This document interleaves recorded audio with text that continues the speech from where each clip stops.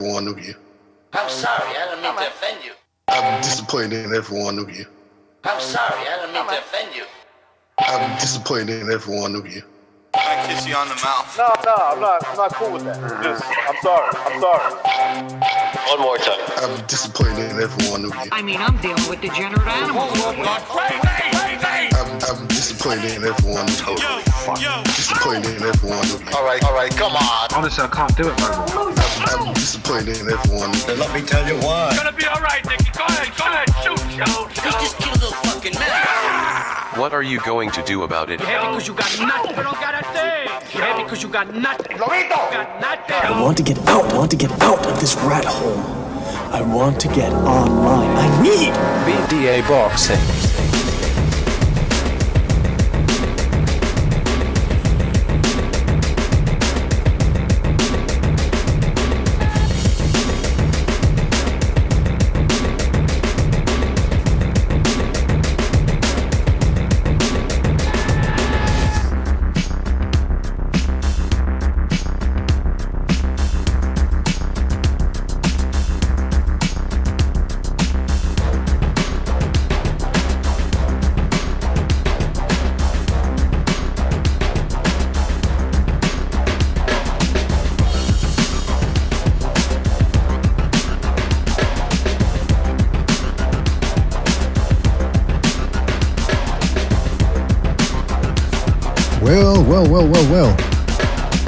Well.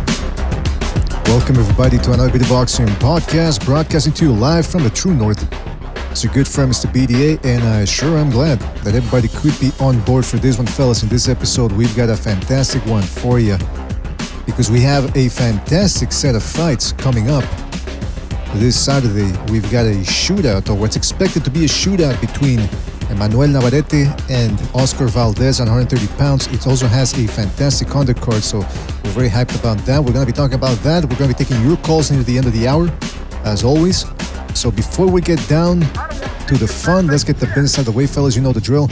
If you want to donate a couple of shekels our way, you're certainly welcome to do so with the Super Chat feature. It's always better if you join the membership program. That way you get more bang for your buck. But the most important thing is that you continue to like, subscribe, spread that BDA gospel. All right, fellas? These are trying times, and if you are not on the true path of the Crimson Cross, then you are truly lost. Let's give a big shout out to everybody in the chat there. I'm talking about SSC, One Foot Out the Door, I Am Your Leader. Shout out to all those guys coming through as always. Never Sobers in the house. Not, that's K-Nut. Grim Reaper, Warp Speed, who says, if you make it so that Oscar Valdez is a Rosicrucian and Emmanuel Navarrete a reptilian, this can be an episode of the Second Renaissance. You know what? I never thought about it that way. There are a lot of Rosicrucians in Mexico. I mean, just like many other secret societies, they're all over the place. Shout out to Eric Gomez, says, can you yell Bomb Squad, Mr. BDA? Sure, absolutely. Let me see. Bomb. Excuse me. Bomb. You know what? I'm having a couple of issues with my throat here, so I'll do it later. All right, man? How about that? Shout out to Joseph Bono, Alejandro Solis, Harp Janda, One Foot at the Door, Sean Anthony, Team Batman Boxing, So Passive Live, SSP Diving. Who else here? Evan Deere, JDA, that's Joe in the house, the Chidlin Distributor, Eparokua, and many more people to come, I'm sure, fellas. Thank you for joining us. Really appreciate it. Well, like I was saying, this Saturday we've got a fantastic set of fights. What should be, and what some people are expecting to be, a shootout between Emmanuel Navarrete, El Vaquero, that's the cowboy, and Oscar Valdez. It is expected that both guys are going to be coming in here, both barrels, guns blazing. Or could it be an upset? Could it be a domination from one fighter? I mean, Oscar Valdez was already being counted out, by myself included, and then he ended up dominating Miguel Berchelt a couple of years ago. But he's up against a similar guy, similar style, but different disposition than Berchelt in Emmanuel Navarrete. Just real quick here, we got Emmanuel Navarrete. As you can see, he's only 28 years old, and he seems to have been around forever. He's only been around for 5 years in the international scene. Awkward style, as awkward as it gets, but effective. An effective style for a guy like him, and he can crack as well on top of that. Speaking of cracking, Oscar Valdez can also crack as well, just as Miguel Berchelt. He also seems to have been around forever. He made his HBO debut in 2014, I believe. Never really quite impressed in that one, but he's got a solid career here. I see we've got, who do we got here? We got Gonzalo, we got Jimmy jumping by. Guys, can you hear me? Yes. All right, fantastic. Good Hey, to how's hear. it going? Jimmy, Good. Hope you guys are doing fantastic as well. Listen, fellas, let's get right down to it. Oscar Valdez, I've never really been, I like watching him fight as a boxing customer. I pay to watch him fight. But in terms of having hopes for him as some sort of pound-for-pound entrant, I never had those for him. In fact, I tried telling people when he was going to fight Shakur Stevenson, it's like some people were picking him to win. I was like, don't pick this guy. He's not all that. I think Top Rank really just set him up to lose to Shakur Stevenson. That's why they bypassed all the shenanigans and hijinks that occurred in the, what was that Brazilian guy again called? The Conceição fight. They let that fight happen either way because they needed to set up Valdez to try to set up the guy they're looking to turn into their next star, that's Shakur Stevenson. Be that as it may, Valdez can crack. No doubt about it. He's got some skills. But I got to tell you, I'm looking at the odds here. This is from DraftKings. Valdez is like about a 2-1 favorite. Oscar Valdez is a 2-1 favorite. What do you guys think about that? Is Vegas getting them right? I personally disagree. He's the older fighter. Navarrete, the fresher fighter, hits harder, got the great legs to rearrange the distance where Navarrete is never really going to find him. And if he does, he's going to run into a two-fisted assault. Navarrete was more exciting back in the days before he decided to dial it down to be more intelligent. What people liked about Valdez, he got that warrior mentality, but he tried to be a little bit too more cautious, and it went against him to where when he was guns blazing, yes, he did get hit a little more, but he ended up finding a way to win all the time because he was undefeated until he lost to Shakur. So right now, it's one of those things. He's older. He's not as fresh as he was when he first came onto the scene, when he was fighting like a warrior, and he's not going for broke any longer. That's my thing, BD. He never really went for broke. He's always a guy that he's waiting for that counter shot, and if he doesn't get it, he'll just spam the hooks.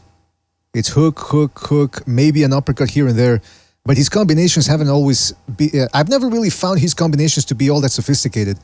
Whereas Navarrete, even though he does a lot of things badly and horribly, and we're going to talk about it later, there's a method to the madness. In fact, I dare say, I think he's got a higher IQ than Valdez. Most people aren't saying that. I was watching an interview with Luis Neri, and he goes, Valdez has a more a beautiful style, he said, like more pleasing to the eye. And I think, well, it's a little bit more conventional, but I don't think he's that much smarter or even smarter than Navarrete, but we're going to talk about that later. Jimmy, what do you think about the odds? Valdez, a 2-1 favorite, according to the odds makers here. Well, I think Vegas is doing a typical, sticking with the smaller guy coming up. Because, I think this is only on Navarrete's second time up, or maybe this will be his third. I don't know, but I know he's new to the division at 130, whereas Valdez has been there now for a while, right? I think he's been there 5 years. Mm-hmm. I'll be honest with you. I've been a huge Navarrete fan, and Gonzalo kind of stole my thunder when he was kind of a go for broke type fighter, like threw caution to the wind, just went out there and just was going to take your head off. But I think a lot of that might have to do with he was a lot of the times the bigger guy in there or out there. And so, and he's been pretty infrequent too. He's been fighting infrequently too, I believe. I think this will only be his second fight in 2 years. So that's never going to help someone like him. You know what I mean? The punch, calluses and just the timing and Christ, I'm an old fucking broken record when it comes to the ring rust, but it's a thing. So, but I don't know. I really don't know how to look at this. If this was still at 126, I'd be all over for Navarrete because I think he was a dominant fighter at that weight. Or at 122, I can't remember what are they fighting at 129 right now, right? Junior lightweight? 130. So, 130 junior lightweight. So, in Valdez, man, you got to love him. Listen, that kid's just tough as nails. I think he'd be the first to tell you he's not going to be the fastest. He's not going to be the most offensive or hit the hardest, but he's not going to be a pussy. He'll never back down. He'll fucking stand there and take a beating if he has to. We've seen him do that over and over. So I've always enjoyed watching him fight. I mean, I like them both. You know what I mean? I just hope for a good fight and I hope for the best man win. But would I say it's a ridiculous odds right now? I don't know. I'd be probably leading to Navarrete because he doesn't seem to like to know how to lose. But we'll see. What do you say? Well, everything you guys said makes sense. You're looking at this from, you're trying to look at it from all angles. Now, my problem is I overthink things too much. We saw a little bit of a similar clash of styles 2 weeks ago between Crawford and Spence. When you've got a guy who's heavy-handed, who likes to come forward, and he's facing a guy who's just as heavy-handed as he is, or even more, and then on top of that, he's got faster hands and better accuracy, or superior accuracy, usually the first fighter, that means he's going to be walking into a buzzsaw. So I'm thinking something similar happened when Valdez fought Burchelt. He just ran that guy into a buzzsaw, into the mouth of the lion. But Navarrete, he does a couple of things differently than Burchelt. First of all, Burchelt had already been stopped before, early in his career, before he went on that good run from a couple of years ago. Navarrete's only loss was a decision loss. And Gonzalo was telling me that Navarrete was on the Morales Barrera podcast. He was saying that it was one of those classic fights in Mexico, where they call you at the last minute and then the other guy doesn't make weight, but did they make the fight go on anymore? And he lost a close decision. That's essentially what happened. Since then, he's been on a tremendous run. Now, Shazar in the chat says that odds makers might be basing this off the Navarrete's last performance. He didn't look too good. If he's in shape, we'll have a good fight. That's the thing. In his last fight, he got hurt. He got dropped, and then he got hurt after getting dropped, I think a round or two later. So people are looking at that, and people are thinking, maybe his awkward style has finally been figured out. As often happens with awkward fighters. Once a guy goes in there well-schooled, and they don't walk into that buzzsaw and they don't fall into his traps, just solid technique can offset all of that. But here's the thing. Navarrete actually just fucking outdogged Wilson, the guy in his last fight. Also, Wilson was taller. It was a fight at 130 pounds. I think it was Navarrete's first fight at 130 pounds. And he ended up actually dominating the guy in a lot of the exchanges. It's not like he was losing the fight, I don't think. I think also the perception here is because people also think he looked bad against El Cuete Baez in the fight previous to Wilson. I rewatched that fight against El Cuete. He was actually winning that fight. The only thing is he wasn't looking as dominant as he usually does. And that's the thing about Navarrete. If you look at, because I was talking with Gonzalo about this last night, I was thinking, man, if Navarrete, he does a lot of things well, by the way. He switches angles, he throws combos like very few fighters do nowadays. He's actually got underrated defense. But people right now, after these last two subpar performances, they're only looking at everything bad he does, but they're not looking at the good he does and how some fighters just can't seem to figure him out. Here's the other thing. Some people think that this might be his breakthrough performance against Valdez. But if you think about it, he's already had a breakthrough performance, and that was against Dogbo 5 years ago, when he was 23 years old. He really beat the crap. Let's put things into perspective about Navarrete, what type of fighter he is. Because I think he's being slightly underrated here. He stepped out of nowhere to fight Dogbo, who was that next hotshot at 122 pounds. He comes in there, he beats the crap out of Navarrete, out of Dogbo. Nobody knew who Navarrete was, and he beats Dogbo. They do an immediate rematch. He beats him even worse, stops Dogbo. Since then, Dogbo has had close wins over Pitufo Diaz, Joet Gonzalez, and Adam Lopez. Neither of those guys were able to really put it on him. Robesi Ramirez just beat Dogbo a couple of months ago. And I thought Ramirez was going to beat him up. He couldn't beat him up. The fight was more competitive than I expected. So the only guy who's really beaten the crap out of Dogbo is Navarrete. Then you compare two common opponents he has with Shakur Stevenson, who is the guy that ESPN is really trying to push and the boxing establishment is really trying to push as the next pound-for-pound star. Shakur Stevenson beat Joet Gonzalez and Pitufo Diaz. And those guys came out of that fight looking like they'd been out in a stroll in the forest. Jimmy, please mute your mic, man. I hear a lot of breathing there in the background. But what's his name? So yeah, sorry, that was a whipped cream can. Sorry. those guys looked clean after the fight, that their faces were pristine. You look at Navarrete when he fought Pitufo Diaz, stopped him, beat the hell out of him, dropped him a bunch of times. Then you look at Jorge Gonzalez. Jorge Gonzalez, the rare fighter who went the distance against Navarrete, but his face was all busted up. So now we have three guys who have lost. Three guys that have lost to other opponents before, but no other opponent has been able to do what Navarrete did to those guys. So I'm starting to look at that and I go, okay, one could be a coincidence, styles make fights, blah, blah, blah. But now we have a sample size of him beating the crap out of good, solid fighters that no one else is managing to beat up. So, guys, based on everything I said, and I know it was a long diatribe, but is Valdez being slightly underrated here? Valdez or Navarrete, BD? Navarrete, sorry. Navarrete. Yes, he's being more than slightly, like considerably. Because like I've talked to you in the past and I've told you, just a quick comparison, that I think Navarrete resembles, not entirely, but a lot of things that he does is it's like Manny Pacquiao. It's in and out, in and out. He's got great legs. So he's always giving you different looks with the distance, and he hits hard with both hands. Maybe not as frenetic in Manny Pacquiao, and maybe like the longer arms, which is a plus for him. And he hits hard with both hands. Sometimes he's leading with power. Well, a lot of the times. So he's touching you with the heavy hand. Then when you're already like all messed up, he hits you again. When you least expect it, and he's tattooing you, he's dropping like 2-3 punches in combination even before you realize it. So it's not about speed, it's about surprise, the element of surprise when he hits you. Then he couples his punches together, how he mixes the attacks.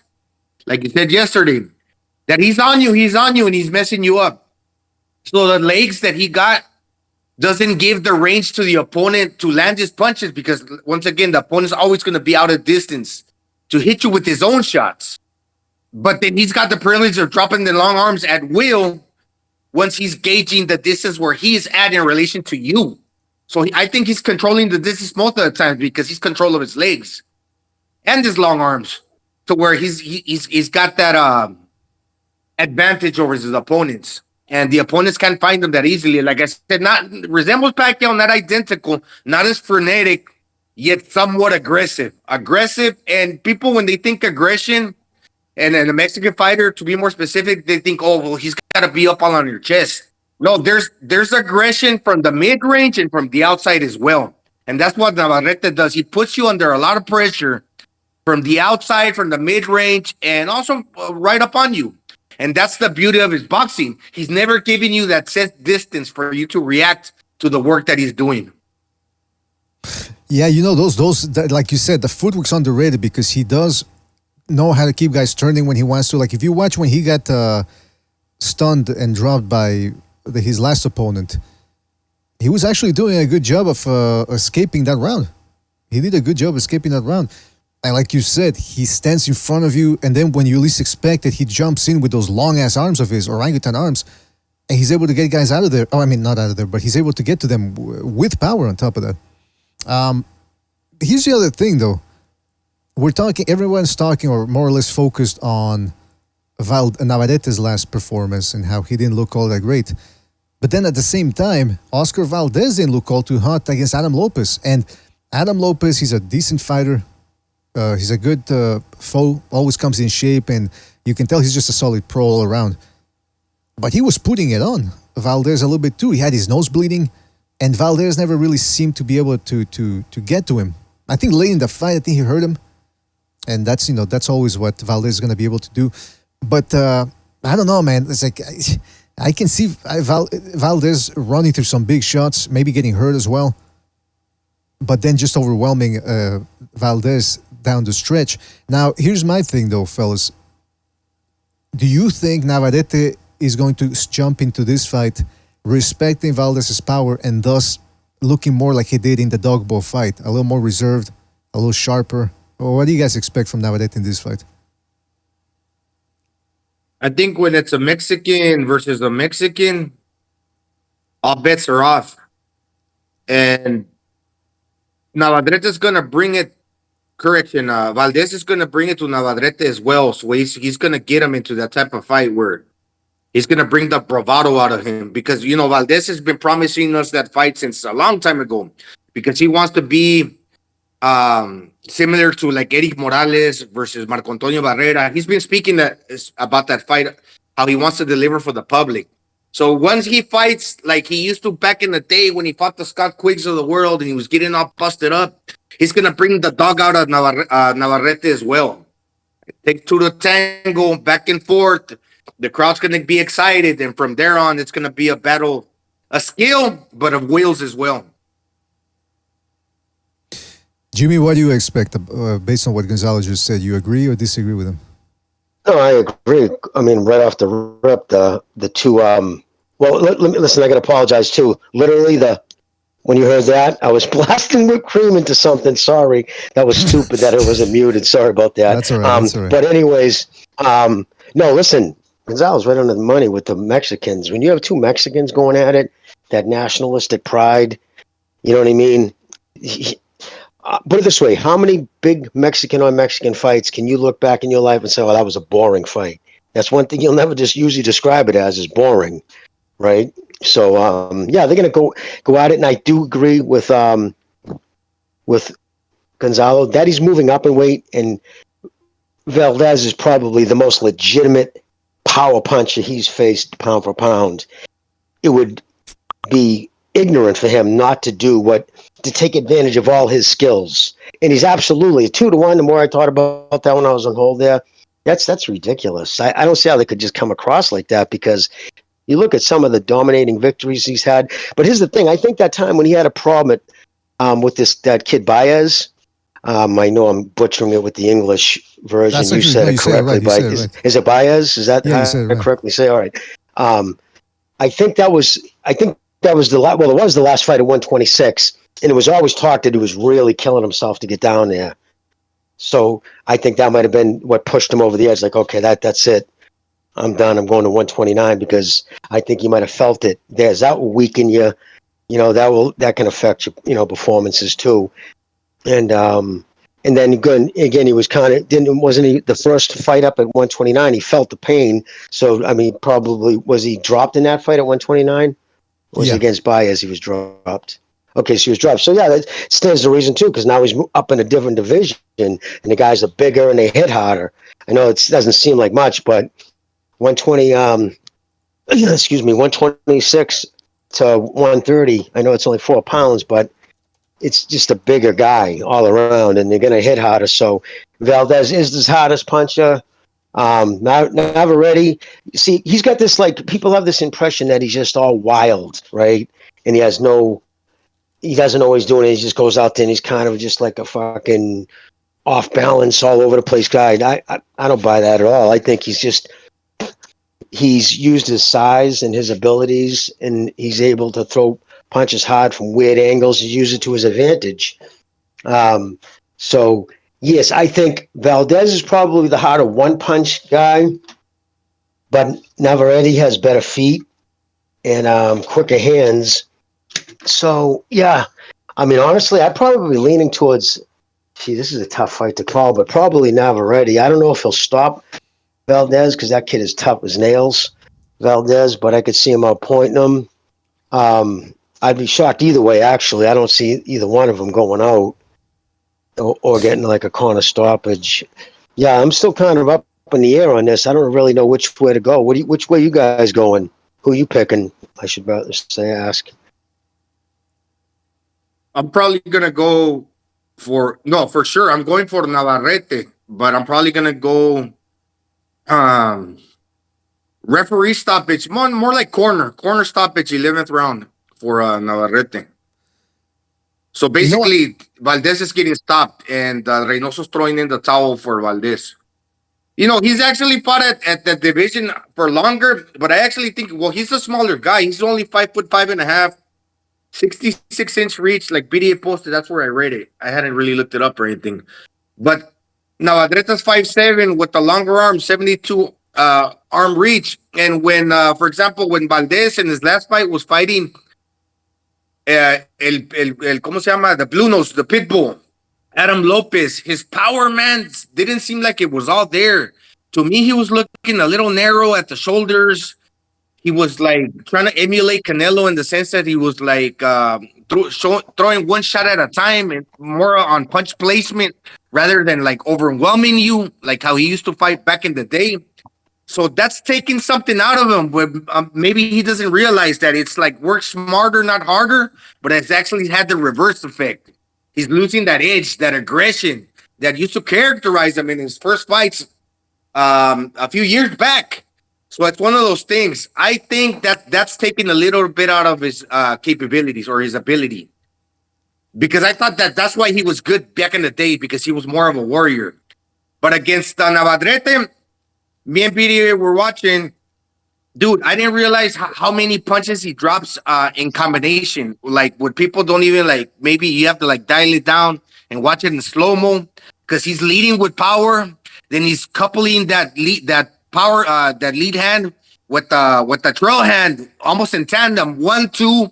Then he throws a hook in there, and by the time, if you play it on fast forward regular speed, he's already dropped a 3-punch combination, if not a 4-5. And it's like, whoa, how could that be? He's a Mexican. He shouldn't be that fast. But it's the way he mixes his attacks. That it's not all about the speed. It's about the quantity of punches he throws back to back to back, how he couples the punches together and how he mixes, how he varies that attack. I think as BDA alluded to. So it's one of those things. Very rarely nowadays do you see a lot of fighters throw combinations and with that much power to boot. Because it's not just pity pat punches. It's 3, 4, fucking 5-punch combinations with power. Now, let's say, for example, if Navarrete were to get hurt, he can always step back. He can always go back on his legs, clear his head, and step back. And again, that's a luxury he got with the legs. It's not only the legs for the attack, it's the legs to get out of compromising situations and put you back with the legs and the long arms where he wants you. It's the rhythm of his attacks. It's frenetic. It's unpredictable. That's why I'm picking Navarrete.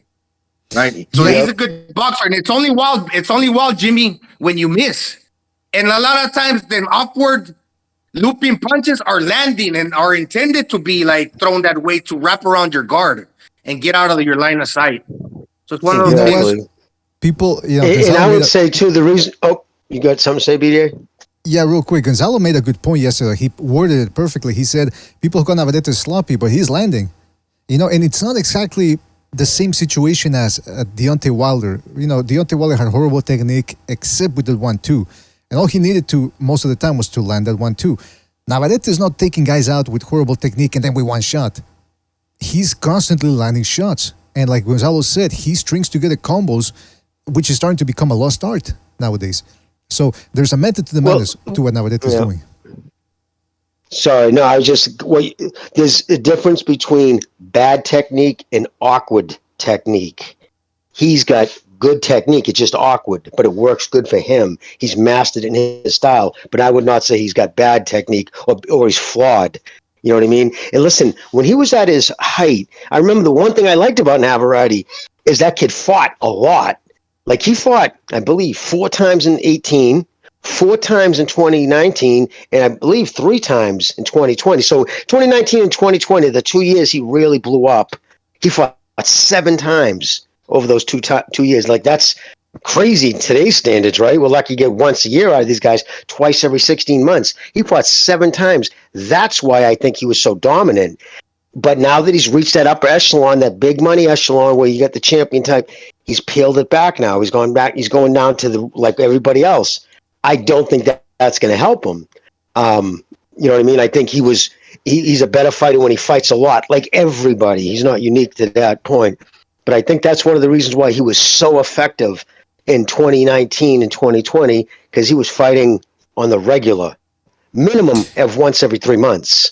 So he was constantly in training camps, constantly in fights. Now, I mean, he's fighting. What did he fight? How many times did he even fight last year? I don't know. Once in the last twice? 2 years.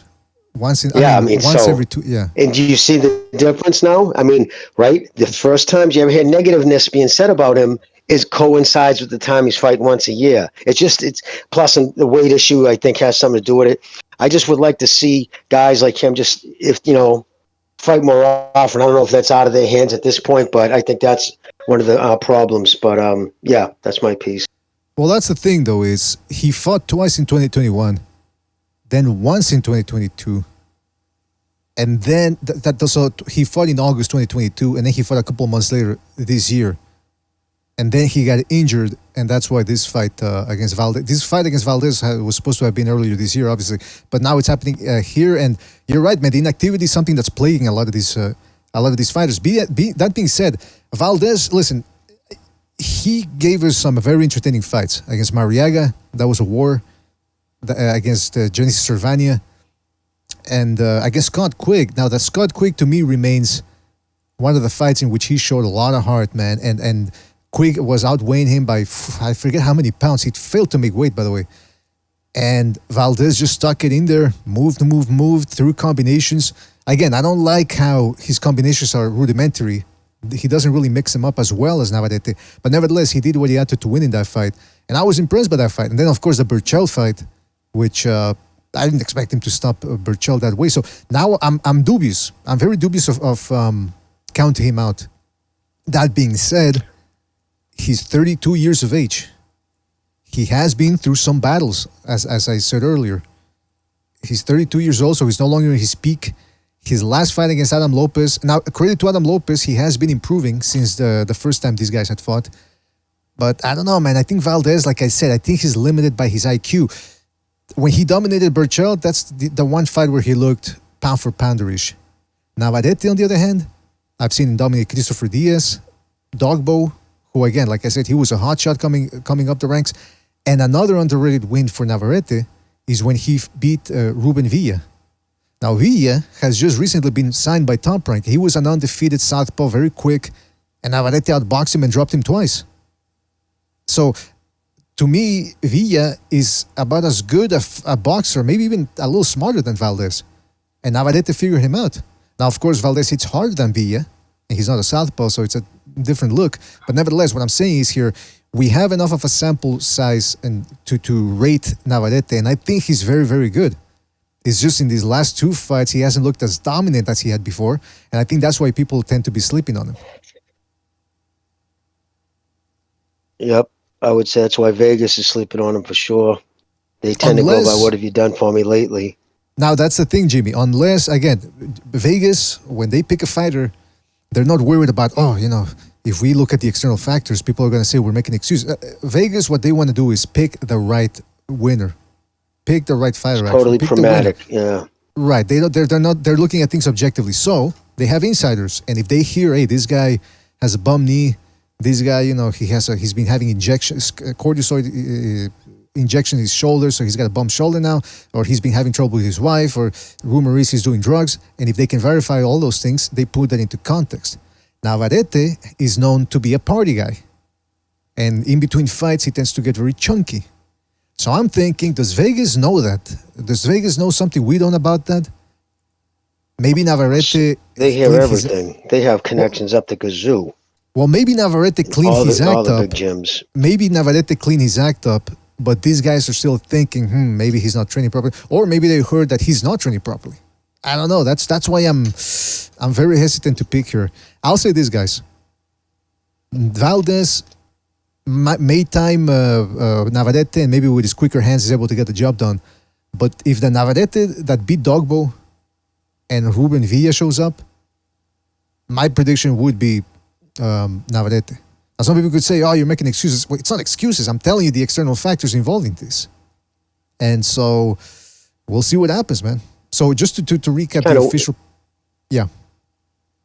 It's kind of weird that it's always seems to go too, right when you start making money. And if you're a partier, if you got a guy who's a partier, and obviously it was right around 2019 where he started seeing real money. I mean, prior to that, he was probably making 100 G's tops a fight. And then now you're talking about probably he's going to get close to $1 million, if not $1 million, for tonight's Saturday's fight. So he's up in that upper echelon. That always is a thing too. You know what I mean? When they start making bigger money, it's just harder to train as hard. You know what I mean? That hunger of poverty is a great motivator. You know, and a lot of these guys, once they get a little wealth, and if they get a partying bug, that can eat away the career. I don't know if Vegas has heard something about that. And plus, they're in Vegas, so if he's been going to Vegas to party, they would know about that too. You know, they have their little snitches all over the place out there. That's why Mike Tyson used to say, "I never party in Vegas because I don't want anybody to know." Because they smart, do, man. though. Everybody follows your business out there. Yeah, I I think haven't seen nothing in this camp, or maybe I haven't been like searching really, but like in prior camps, Navarrete trains in the different renowned gyms from Tijuana because I recognize a couple of people in those videos. And well, he's also been in the Eric Morales gym. I haven't seen nothing. Maybe he's camped out in the mountains in Mexico, in Otomi. He's got a good gas tank. The thing with him, the rumor starting like circling, when because he was on the Eric Morales podcast claiming that he had a rift with the local promoter there in Stanford. Then he signed 100% with Top Rank. Then he wanted to quit boxing because he felt he was getting shafted. Now he became a little bit of a diva in that regard. But I think he dialed that back, and based on the performance, how he looked against the Aussie dude, yeah, he did look out of shape. But I'm thinking he dialed that back, and he's back to his true form because I haven't heard a lot of things about him, negative or even positive. But that tells me he's out of sight, out of mind, and that's a good thing. Out of sight, out of mind, it's a good thing. So I think he's trained for the occasion. If he didn't, that would be pretty stupid. And at the professional level, hey man, this is the fight that a lot of people are looking forward to. That war, that you're gonna make a lot of money. So I expect him to show up, BDA and Jimmy. Yep, and he did. His body did look a little soft. His last time out too. Maybe he didn't take this guy as serious. Didn't that guy have a losing record? The guy he fought. No, I know he was Navarrete was a big favorite to win. It's sometimes just hard, right? It's hard to get up for a guy that you're supposed to walk through. Just ask Lopez and Camposos the difference when he fought him to guys he's supposed to fight. I think that Australian cowboy, from what I heard, he had told his wife or like his family, I could beat that guy, and he had like this vision, and he was determined to beat Navarrete because he understood his style. Because it kind of resembled in his mind his own. So I mean, 5'7", lanky, some power probably. But when he dropped Navarrete on Navarrete's worst night, we could say that maybe, so to speak. And if you had him hurt, half the man he was when he started the fight, like basically like you had him on fucking skates. Why couldn't you finish him? Because obviously you said you knew and you had his number. Why couldn't you go for the kill? I'm just going to say this because even on Navarrete's worst night, he's still good. He showed resiliency, and he's not that easy to like to take out of there. So on his best night, if you put him on that compromising position, he's going to ride out the storm. And how's he going to do that? He's going to use his legs to create the separation. Okay, you hit me. If you don't knock me out with that one punch, I'm going to go back, clear my head, then I'm in again, then I'm out again, then I'm in again. That's what Navarrete. And when he's coming in and out, he's lacing you with shots. And he's dropping the hammer. Sometimes it's a lead uppercut, and it's accurate. And then couple that with the second punch because he already landed the first. His body is not fully like in there because obviously the trail hand comes from behind, so his body is not entirely committed past that threshold, the danger zone. It's your body's still halfway in, halfway out when you drop the lead. So let's say he gets hurt, he still got the last line of defense. He could throw the trail hand, right? Or he can use his legs to push back and clear his head just a little bit. So I'm thinking Navarrete on his worst night still survived. Pretty tough fight to ultimately where he won it dominantly. But if Valdez doesn't clip him with that left hook and he puts his lights out like he did against Burchell, Navarrete will clear his head, and then he's gonna have the better boxing. Well, you know what? It's interesting. And both guys power. That's the thing. That's the thing. We're getting into a fight here where both guys can crack. I mean, Valdez, he can drop you with the left hook, or he can stun you with the right hand like he did with Burchell. I mean, that last overhand right that put him to sleep. Navarrete, he's got that lead left hook, that lead left uppercut. And then when you least expect it, he can drop you with the right hand like he did against Wilson. when he dropped him with a straight 1-2 pum pum, and just dropped him on his ass. So this guy's got heavy hands. He can crack with both hands. Both guys can crack with both hands. So I think they're going to be minding their P's and Q's. Like I said, this is going to be I don't know if you guys saw the ESPN Top Rank preview they did. It was a little lame. They had both guys, the guy that looks like Gonzalo in there from Blood In, Blood Out, and then some other dude that I don't know who he was. They're dressed like cowboys, and they're going to do the shootout. But I actually thought it was a fitting metaphor, allegory, whatever you want to call it, about what this fight could potentially live up to, because both guys are shooters. Pistoleros, as we say in Spanish. These guys are gunfighters. And so I think we might, they both know they can crack. So that's what's going to be interesting about it. I'm going with Navarrete, man. I think this guy's being underrated. The fact that he had a breakthrough performance when he was only 23 years old. And yet ESPN, when you hear like Tim, like in his last fight against Wilson, you hear Tim Bradley and Andre Ward, and they're talking like it's the end of the world for him, like it's the apocalypse. I'm thinking he's having a tough fight. I know as boxing fans we tend to make much ado about nothing sometimes, but I think in this case Navarrete has been being overlooked. Well, they're a little critical of Mexican boxers. I don't give a shit. I'll say it. I think on that channel. I don't think they give them the flowers they give American fighters. Sorry, Jimmy.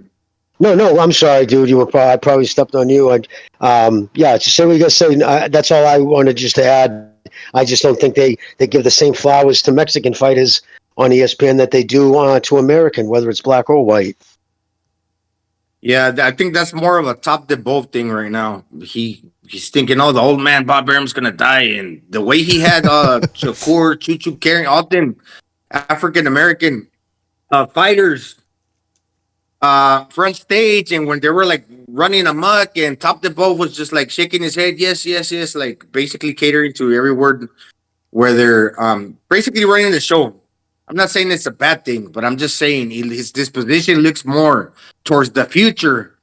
And one of those guys, maybe not all of those are going to turn out to be Mayweather, but if they get one of them to be that Mayweather where they get bank on them, they're thinking to themselves, this is going to be the cash cow. Where that is, we don't know. I was going to say one thing. Let's not make out to be like Valdez's power. Like he's the dude that fought Salvador Sanchez, that Puerto Rican dude, one shot knock you out, or like a fucking Julian Jackson at the higher weights. He's not that guy. So if it comes down to activity, it's going to be the power punching, more active guy in Navarrete that's going to land more, because if you don't get him out of there with one punch and it becomes a battle of attrition, that's Navarrete's game. He's breaking dudes' wheels at the 9th, 10th championship rounds. He's hurting dudes like Doc Bo twice, dropping all these dudes. And if he brings the Mexican warrior out of Valdez in the fight, like I said, that he's always promised the public, on the likes of Morales, Marquez, and Barrera, he's going to come in there and he's going to get hit like he used to back in the days, as PDA was alluding to, when he fought Marreaga, Sarvania, and Scott Quigg, when he got his jaw broken, his nose broken. And like we saw with Blue Nose Pitbull, his power is not like that. It's not like, okay, he's going to go in there and blast you out of there. Because if Pitbull took it, little bit of a triangle theory. I'm just not really. I'm just comparing. I think Navarrete will take it. And if we go back and forth now, attrition, once again, that frenetic game, it's going to be Navarrete, in my opinion. Sorry for the long diatribe. It's just the way I no, man, it was good, man. Right on the money. And I think, honestly, the Valdez, I don't know why his people took that Shakur fight. I just don't think it was a good matchup for him. And I thought it was going to do, I thought he was going to lose bad enough, because that's just not his game. His game, like you were just saying, is he wants to stand in the pocket and he wants to fight you. You know what I mean? First and foremost, he wants to fight you. He doesn't want to dance with you. He doesn't want to fucking play the foot game. He doesn't want to try to, outpace you. He wants to bang. And it just was a terrible matchup. And I thought, I'm like, man, I hope he has a strong psyche, because if not, those kind of losses, one-sided losses like it was, just doesn't help you psyche. So I don't think his people did him right there at the time. But, I don't know what they're offering him for money. But he seems to bounce back from that, though. He seems to be mentally tough enough. So, yeah, listen, Navarrete has the better feet. And if one of them is going to get hurt, Navarrete, if he does get hurt, he'll swing out of it. He has the feet to move. Whereas if Valdez gets hurt, he kind of shells up a little, kind of puts his hands up, when he puts them up over his face, and he'll either grab you if you're right there, or he's just going to keep swinging. And of the two, I think Navarrette's got the skill set to take advantage. Like if Navarrette's hurt, say they're both hurt at one particular point, but not knocked down, but buzzed enough where you hurt him just by his movement. So you're in there with him, and Navarrete of the two in that particular situation has the skill set and the ability to work it, because that's another thing. Like that was one when he was at his height, what made him. But I liked he was a buzzsaw. Like he just didn't give you a chance to breathe. He was just on you. You know what I mean? And that's a hard way to fight, and he's mastered it. So again, that usually comes with fighting a lot too. That frenetic, fast pace. But that's not been Valdez's style. In Valdez, I thought he hit his peak against Scott Quigg. Like you said, the broken jaw, and he kept coming, and he just outdogged him, right? And so, yeah, that's why I'm leaning towards Navarrete too myself. And he's the underdog. Again, we're going against Vegas. What's that, Gonzalo? When Navarrete is, I'm not gonna say exploding in and out, but when he's moving in and out, if you're the opponent, good luck gauging his distance with your best Sunday punch, because he's always gonna leave you out of range. And we know Valdez is shorter, so like even if Valdez hurt Navarrete, if Navarrete got on the back foot just to step in again with power back and forth, kind of like Dimitri Bivol in and out, Valdez is gonna be out of range to really double up and go for the kill. And I'm gonna say one more thing: if you try to go for the kill against a guy like Navarrete, who's stepping back and got that long arms, a la Terrence Crawford, like fucking links on a chain, like that ball and chain in the medieval times, when that fucking arm stretches, whether it's by a looping hook or uppercut, dude, that he's gonna catch you. And I think that when Navarrete is hurt, he probably has the ability to hurt the opponent, because, like they say, when you're hurt, you're the most dangerous. He could step back and throw them looping shots, even an uppercut that the opponent doesn't see coming. It's one of those things that I noticed. Yes, and he throws those uppercuts too. He would even throw them in a dangerous, like most unpredictable time, because he throws them from distance, which anybody will tell you. Like if you're teaching somebody how to box, that's like a cardinal. No, don't throw a uppercut from far away. But he had the ability to do that because he would leap in with them long arms and catch you sleeping. It was tricky, and he hurt a lot of people with that. I don't see him trying to, unless he has him off balance and he sees he has the right foot position to throw it. Whereas Valdez, like say, squared up, I could see him doing it there. Valdez's best chance is obviously timing him. Is he good at setting traps? I don't know. I didn't really watch enough tape on him to see if he's good at setting traps or see if he's getting people's timing down. But with Navarrete, you want to time him coming in with the big shot, because you want to use his inertia, his forward momentum to help capitalize on your power, have him step into it, and hopefully near the ropes so you can get him trapped, because if you give him an out, he's going to take it unless you put him down on his ass. But yeah, so it's intriguing. It's an intriguing fight. I mean, I like these kind of fights that actually make you think about what could actually happen. I just get sick of the ones that are like right out of the rip, like the spence-crawford. Like I had no doubt in my mind that Crawford was going to win that fight, like none. But this fight it's interesting because yes, I can see that big shot being landed by Valdez that hurt Navarrete enough to maybe get him out of there. I can't see him really beating it because of the work rate. If it's like it was before, it's hard to beat him on the cards too. Navarrete, I call him Navarrete. To me, the thing about Valdez, the thing about Valdez is he's been the underdog and he's pulled it off. Like he pulled, against Burchelt. But again, I didn't like how he looked against Adam Lopez, and even years ago when he fought Mariaga. Again, he was just spamming the hook, and he was dead tired in those later rounds. Now, obviously, he's improved in that. That was about 7 years ago, I think, that fight. But I've never been impressed with Valdez's IQ. And so my question to you guys is, if we were to do the comparative analysis like we did with Spence-Crawford, where we look at who has the superior right hand, jab, blah, blah, blah. Do you think Navarrete would come out winning most of those categories? Or more categories? Yes. Absolutely. Well, there you have it. Now, again, that doesn't necessarily mean one guy wins over the other. And again, if Valdez beats Navarrete, he's got a very good chance. Again, if this fight would have taken place 3 years ago, I would have actually been more confident in Navarrete. But there's the X factor that I don't know how he's been training so far. I don't know if his skills are declining. Because again, he has a drunken master type of style. But that style, for it to work, you got to be in shape and you got to have your reflexes sharp. Once those reflexes go, you're just a guy with, you're essentially a novice with bad technique. So he needs to be sharp in this fight. And I think it's possible he gets cracked in this one. But like in the Wilson fight, he gets up, dusts himself off, and just starts putting it on Valdez. And again, Valdez, 32 years of age. He's past his peak now. And again, he was never the guy that some people thought he was. That like the next great Mexican Hope. He never was that guy. Top Rank hyped him up that way.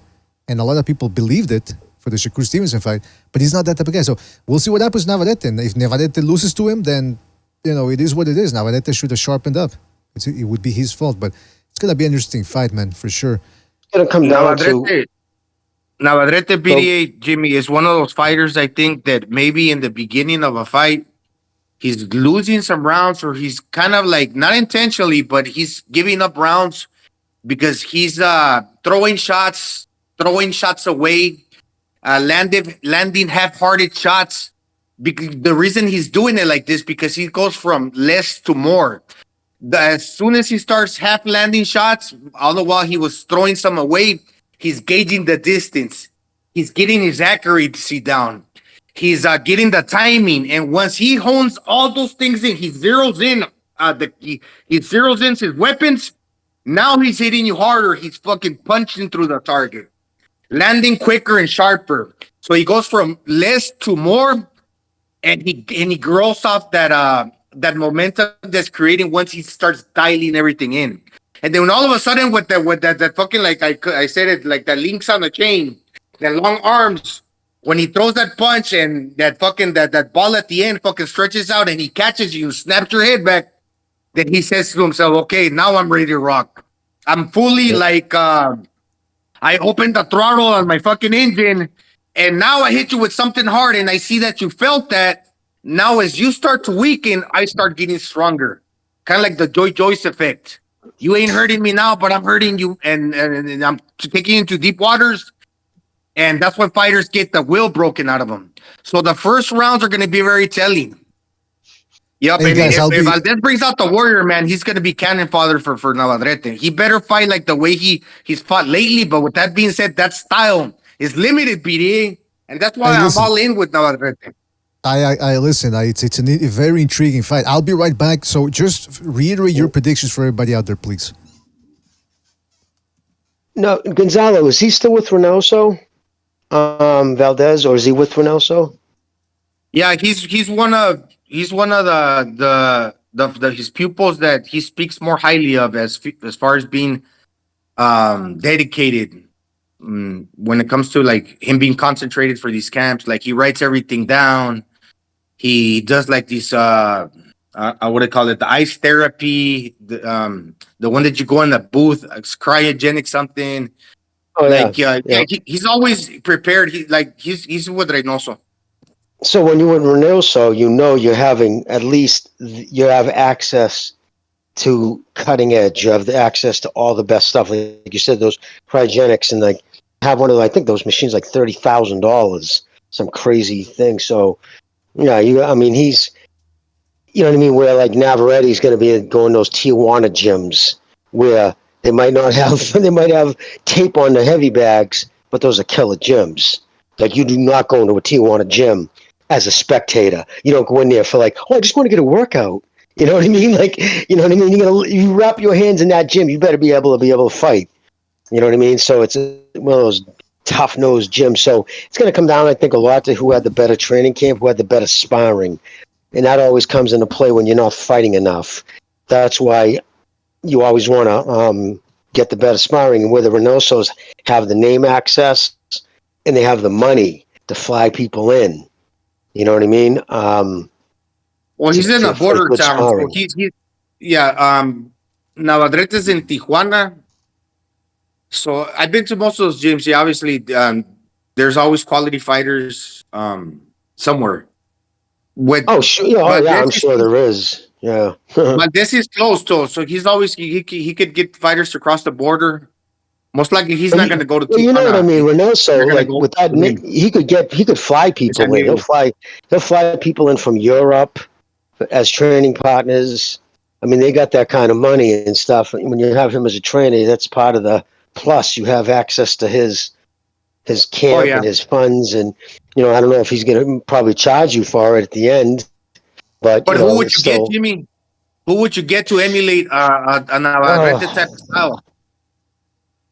Right, that's another thing. Yeah, that's I would try to find somebody who's got a good engine. You're not going to find someone so much his technique, but I would try to find somebody out there who's around the same height, which wouldn't be that hard, 5'7", 5'7.5", and he has a good motor. That's the key. You want, when you're sparring, getting ready for Navarrete, you want to be sparring somebody who doesn't stop. Like, you know what I mean? Isn't looking to throw a flurry and then sit back and let you throw a flurry. That typical sparring bullshit. But who's just going to keep coming at you, force you to think. A lot of boxers, as you know, Gonzalo, they lose it when they're forced to think. If they're forced to react, like a lot of boxers are at their best when they're controlling the pace, when they're the fucking general, meaning like the person they're fighting is more worried about their power, so therefore they're dictating the pace of the fight. When you're fighting, when someone else is dictating the pace that you're not comfortable with fighting, that can really throw a monkey wrench in your game plan. And I think that's been always one of Navarrete's best attributes, is he forces you to fight at his pace. And it makes people uncomfortable, especially people who aren't used to that speed. What do you say? Yeah, totally agree. And the clips right here, like I hadn't really paid that close of attention because a lot of times it's just watching the fights to enjoy them. But if you really focus when Navarrete lands, so it's power with the lead. And he could basically throw the other one right behind that first punch, kind of in tandem. 1, 2.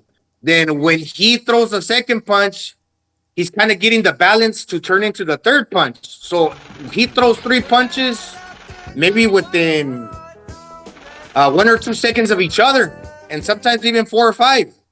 So it's like, okay, fighters are thinking, where's the speed coming from? It's basically timing and the selection of the punch. And he hits hard with both hands too. I've seen him hurt people with both hands too. You throw hard with both hands, it's basically like, you know how Mike Castamaro said, throw 2 punches and make them sound like one. So papa, it's like you could put the second punch behind the first punch. And it has to do with the way you time it, right? Did you guys give your predictions then? Did you reiterate them? No, PDA. No, we did. We just talked about who would have to have the better training camp. We thought, obviously that's going to be very important, their training camps. Right, I heard that. I heard that. We talked about, Navarrete forcing Valdez to fight his pace. Jimmy, I heard all that, but I'm saying, just to recapitulate, because we got to move on here from this subject. We've been on it for an hour, but it's a highly intriguing fight. I mean, I would want to talk about it for another hour, but we just, we got to move on here because there's other fights that I forgot about this Saturday. Just my prediction, I'm going with Navarrete. Wouldn't be surprised if he stops Valdez. But then again, Valdez, he's got this strong defense when he wants to. And Joet Gonzalez and Ruben Villa, they managed to go the distance with Navarrete, even though Villa got dropped hard on his ass. And like I said, Joet Gonzalez was all busted up afterwards. But I think maybe Valdez is strong and he's seasoned enough to be able to go the distance. But wouldn't surprise me if Navarrete really puts it on him late in the fight. And that's the pick I'm going with. I think Jimmy Gonzalez, Okay, BDA, so you're going with Navarrete. I'm going with Navarrete as well.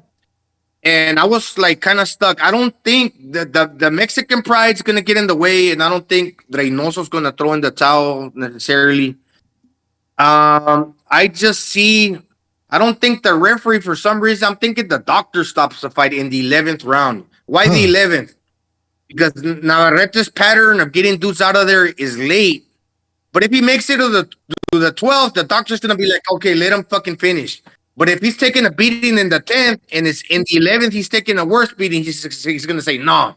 Before it goes to the 12, I'm stopping the fight. So I think that although Valdez is kind of tough, he has the disposition to swell up. We haven't seen that recently. Credit to him.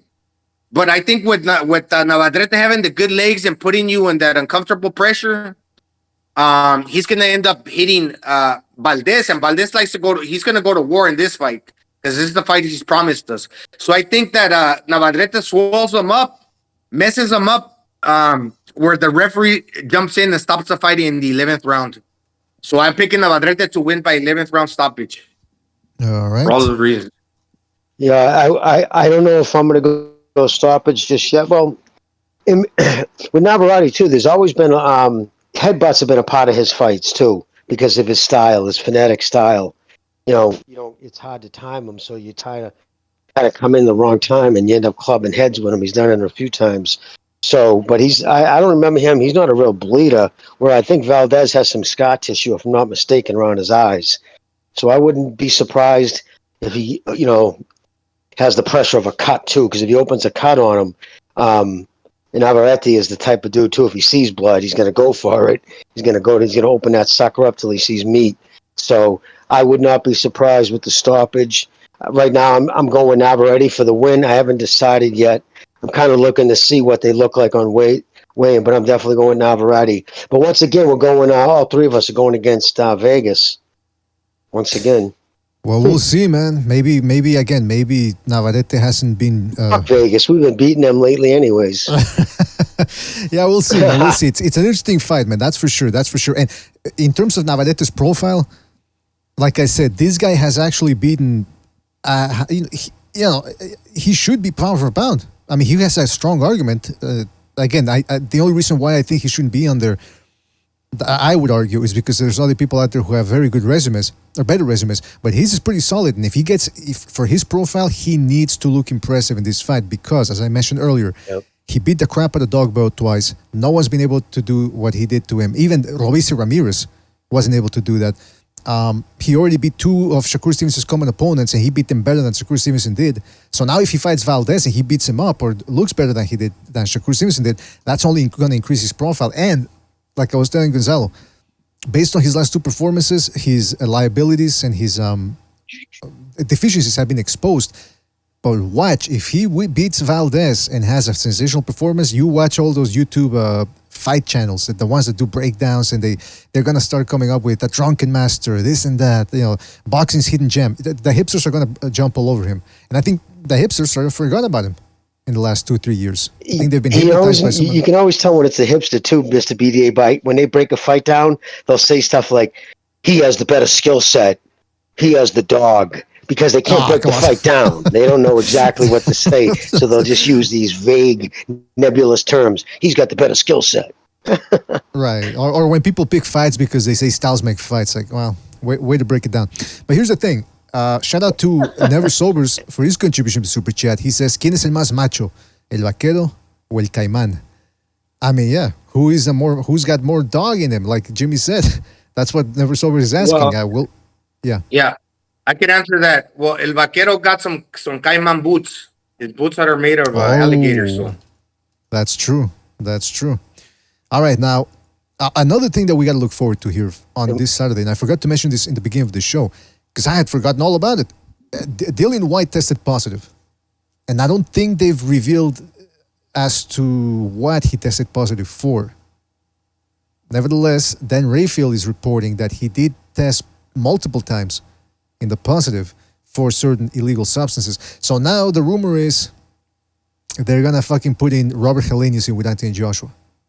Oh, God. I mean, let's break it down, guys. Who are you guys picking? Fuck that. We know, listen, 99.99% sure Joshua beats the shit out of this guy. So it's really, do we really need to talk about this? I think the most interesting thing we could talk about in regards to that saga is what the fuck happened with Dillian White. That being said, Emmanuel Rodriguez is also fighting this Saturday on Showtime, taking on the heavy-handed Melvin Lopez from Nicaragua. Those guys are always heavy-handed. But in the ESPN card, there's some excellent fucking fights, man, in the build-up to Navarrete versus Valdez. First of all, you got Lindolfo Delgado fighting. Now, he's fighting a guy that's not that, great, at least not on record. I couldn't find any of his fights. But Lindolfo is an up-and-comer, and we'll see what Top Rank finally putting him back on ESPN. We'll see what happens with him. Richard Torres Jr., the heavyweight, he's coming back, and he's going to look to try to score a sensational knockout to finally get a step up in opposition. The guy he's fighting, again, bit of a pushover, but we'll see. But this one, Raymond Murataya versus Diego El Azabache Torres, an undefeated power puncher in Diego Torres. And Murataya, as we know, can crack, as we saw against Nakatila in his last fight. Murataya is looking to put on a show. Diego Torres is looking to pull off the upset. Gonzalo, I know we talked about this fight. What do you think about this one? Man, dude, to be honest, okay, I hadn't seen a whole lot of anything from El Azabache Torres, but I watched the clips from TV Azteca and I saw his record. But more than anything, when I did watch that fight, I kind of got a feel of like his style and going off the record too, and the way he dropped that dude, because the other dude was pretty tough. And the fight that I watched from TV Azteca, El Azabache Torres, man, that dude is good. He got some good uppercuts. He puts you under duress, under pressure, and he seems to have a good chin. So he's gonna take what you give in order for him to land his bombs. Now going up against Murataya beat Nakatila impressively, something that Shakur couldn't do. Murataya blasted Nakatila in 2 rounds. And Nakatila is a power puncher too, so when Murataya got Nakatila out of there, I was like, wow, dude, he knocked out a power puncher. So now, okay, compare him against El Azabache. I think if Azabache can take Murataya's power, can we say the same thing about Murataya? Can he handle El Azabache's fucking two-fisted assault? He's been dropped like 1 or 2 times before Murataya. I know he's the favorite. He's making a name for himself. The other guys unheralded, like you mentioned, El Azabache with that good record, 18 fights with 17 knockouts. Throws good uppercuts. He gets up on your face like you mentioned Cesar Bazan. I mentioned Jose Luis Castillo. I think, in my opinion, for whatever fucking reason, well, because I did watch a little bit, Azabache is going to take fucking Murataya's power. And then he's gonna get up on his chest and he's gonna get him with great uppercuts, with hard uppercuts, and he's gonna drop Murataya. In my opinion, I gotta ask, but I'm not entirely sure. But that's gonna be a fucking barn burner, BDA. But that's what I wanted to ask you. Like, why are you determining this whole thing about he's gonna be able to take Murataya's power? Are you saying that because Murataya's power might be a little bit overrated, or because you think Azabache is that tough? Because the opponent that he was facing in the TV Azteca fight, I saw that maybe Torres is a better boxer, but he didn't get all desperate. He took it kind of like he was like relaxed. He covered up. He took it. He bit his time. And it's like, why is he biting this time? He's knocking everybody out. But that fight went 9 rounds on TV Azteca. So like, seeing this dude is intelligent. He's not gonna get clipped by this or any opponent's punch just because. So that's what I'm thinking. I'm going off what I think that El Azabache Torres got a good chin. He got a good chin, and he's gonna bite his time, and then start. And all the while, he's gonna drop his body punches and his uppercuts in there to kind of like will to take the fight out of Murataya. And that's just speculation, BDA. It's gonna be a battle of the chins. I mean, they both got power, but who can take either guy's power the better? Then when one guy does that, that's when the power is gonna break out. That's when the power is actually gonna come out. So I think it's Azabache who takes the better punch. I mean, listen, for people that don't know who Azabache is, here's just a little clip of him. This is the last round in that fight, and boom, you can see he's got that classic leaping left hook in there. He again, as you can tell here, he's very tall for his weight class. So that's what we were talking about. Sort of reminds us of Jose Luis Castillo and Cesar Bazan. Very lanky, big puncher though. Or I mean, again, he hasn't fought. You look at his record; he's undefeated, but he's never really fought any name you would recognize. But he's been matched tough in Mexico, and you know over there in Mexico, you're gonna get a tough fight. So everything Gonzalo's saying there is on the money. Should be an interesting one. Murataya, he took out Nakatila, but he stunned him with one shot, and then the follow-up is what did it in, and it was early in the fight. So it's always impressive when a guy like that can knock somebody out in that way and early. But you still want to see what else he's got left. And I think, like Gonzalo said, this fight it's going to test him. If he can take Asabache out early, it's going to be a good test. We shall see. Also, PDA, just to say it more concisely, I think that from what I've seen from El Asabache, he takes his time. So that shows a lot of like, what do you call it? Patience. Patience and your ability to see things in kind of like slow motion. Not that they are in slow motion, but when you see the openings, if you got eyes that can see, you can see where to throw the punches. Then you can use your reflexes. I mean, what does it serve you to have quick reflexes if you're too scared to be relaxed because you don't rely on your chin, that you're always fucking fighting scared? When you believe in your chin, then that allows you to be relaxed and open your eyes. Then you can see the openings better. And I think she's one of those fighters, El Asabache. That's just my speculation. I'm not entirely sure. I'm just saying. No, I gotcha, and we'll see what happens. Absolutely, it's an intriguing fight this Saturday. It's last Saturday actually, we had. I mean, we'll get to that later, but we got a couple of phone calls here. Phone lines are open in case you guys want to call in and give us your predictions for this Saturday or just about anything really.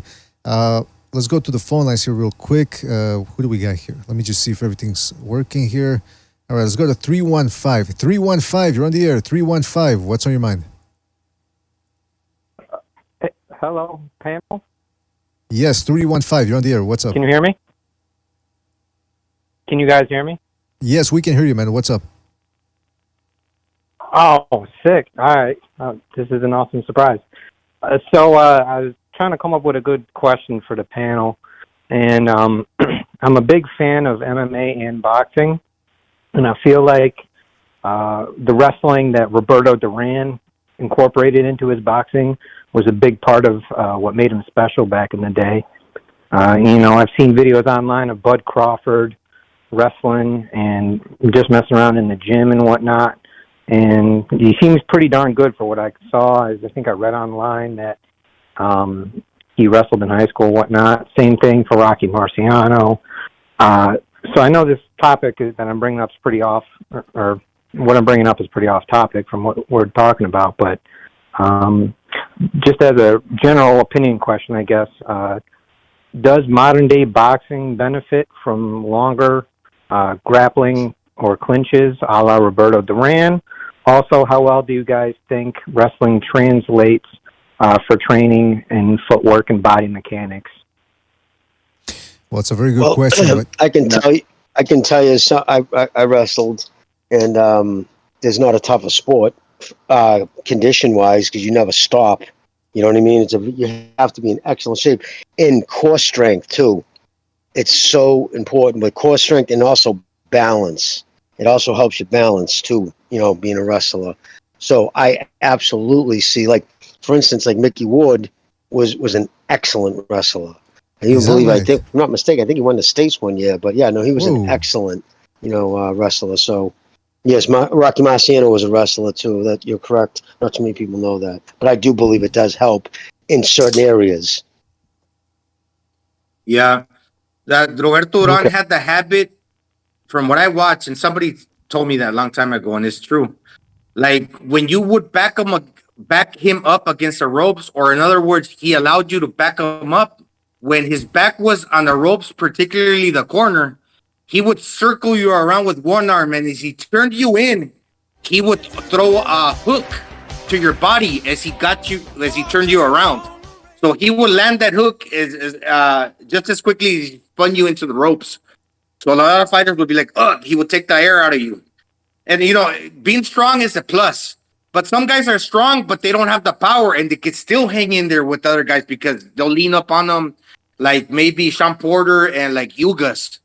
But those guys can't punch. But just imagine being strong and having punching power.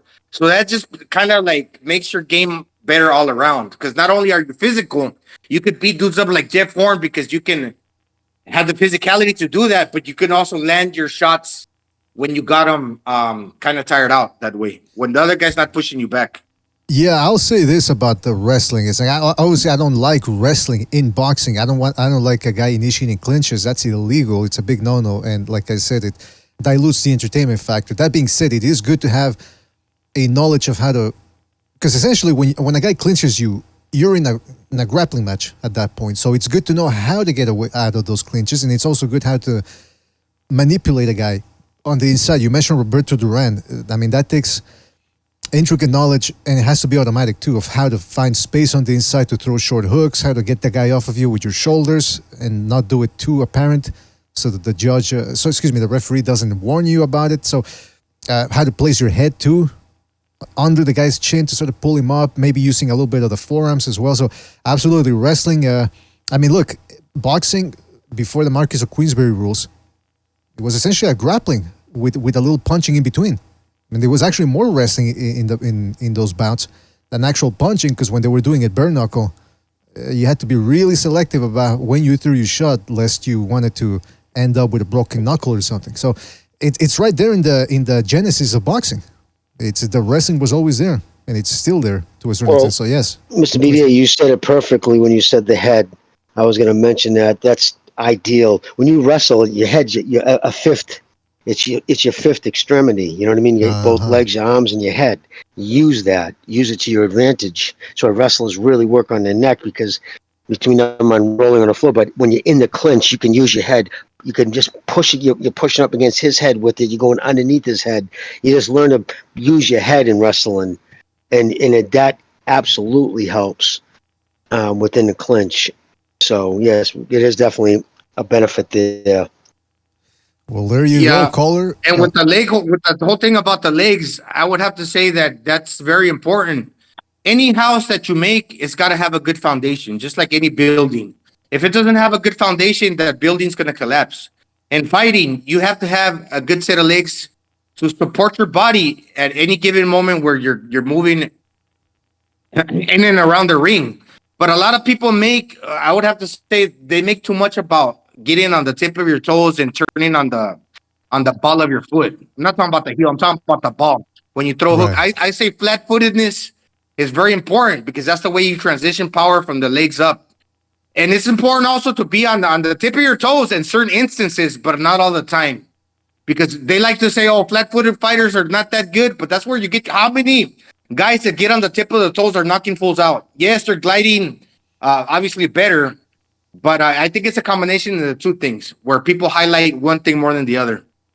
Well, there you go, caller. I hope that sort of answered your question, and call back next time, all right? No, yeah, absolutely. Thanks, guys. I appreciate the panel's time and your opinions, and you guys rock. You make my workday go better because I get to listen to y'all, and you guys are great. So thank you. Thank you, man. Thank you. Glad we could help out. All right, take it easy out there. Thank you. All right. Hey, shout out to Nut, that's K-Nut, for his contribution with Super Chat. He says, El Vaquero. No, hold on. Where is he? It says, El Vaquero, Blood, Shark. Oh, Sharks in the Water. MX, Salute, BDA, Gonzalo, and Jimmy. Well, right back at you, Nut. Shout out to you. Thank you for your contribution. Don't forget to hit the like, fellas. Hit the like, hit the like, hit the like. The phone lines are open. Let's go to the phone call here. Let's go to 336. 336, you're on the air. 336, what's on your mind? Yo, what's up, BDA? Big Dong Arena. That's your new name now. So I got some things going on in the chat, so we got to settle it mano y mano through Second Renaissance. Mm-hmm. I'm on the phone to say on that, so you gotta set up a second ring pretty soon. So for the Valdez Navarrete fight, I got Navarrete 8-4 UD. I think it's gonna be very competitive for the first 7 to 8 rounds. I think Navarrete's pressure, his combination punching, awkward angles, and feet. He's got better feet than Valdez. Is what's gonna end up helping him win the fight. And the one thing I don't know is if Valdez still has that dog that he used to have against guys like Scott Quigg, for example, when he had his jaw broken. Quigg came in overweight, and his only loss previously, before Oscar Valdez, was a split decision to Carl Frampton. So this dude was a quality fighter, a really good fighter. It was a great win for Valdez. But, I don't know, whenever Shakur is throwing the same combinations at the same range, he just had his, hands up, and he kind of just accepted that, I'm not going to get to this guy. And I think if Valdez sold out a little bit more, maybe got himself position or potentially hit more or hurt more, he could have made the fight more competitive. Now I still had Shakur winning the fight, and I thought he would, and he did. But I don't know if Valdez, has that, because he knows how to lose now a little bit, and he did it bad against Shakur and didn't look good against Adam Lopez. A guy like Navarrete, he's just going to walk you down and do everything he can to hurt you and stop you. Like, whenever I was on Frank's stream, I was the one that mentioned, the only guy that ever stopped Dog Bay 5 years ago was Navarrete, and I know you've been using that point since, and it's the truth, I just think in the later rounds, Navarrete's pressure is going to be too much. And I think both are really, really strong, so I don't see a stoppage. I could see Navarrete getting him out around 11 or 12, like Gonzalo said. But I think he's going to beat him up pretty easily late. So that's all. That's my opinion on that. And you need to do a second renaissance. That's all I got to say. There's too many pussies, too scared to debate. The soul can't be quantified. It can't be measured. That's it. That's my take for the day. And that's all I got to say. Well, I mean, I got to tell you, that's the materialist reductionist version. And there's a big debate about that. So that's actually a good subject for the second renaissance. Absolutely. All right. Here's something. Hey, don't forget to call in, fellas. The phone number is right there in the left-hand middle portion of your screen. I mentioned that this weekend is actually a buffet for boxing fans, really, mainly. You get an assortment of cards. The ESPN card is loaded. And so I think it's going to be a good Saturday.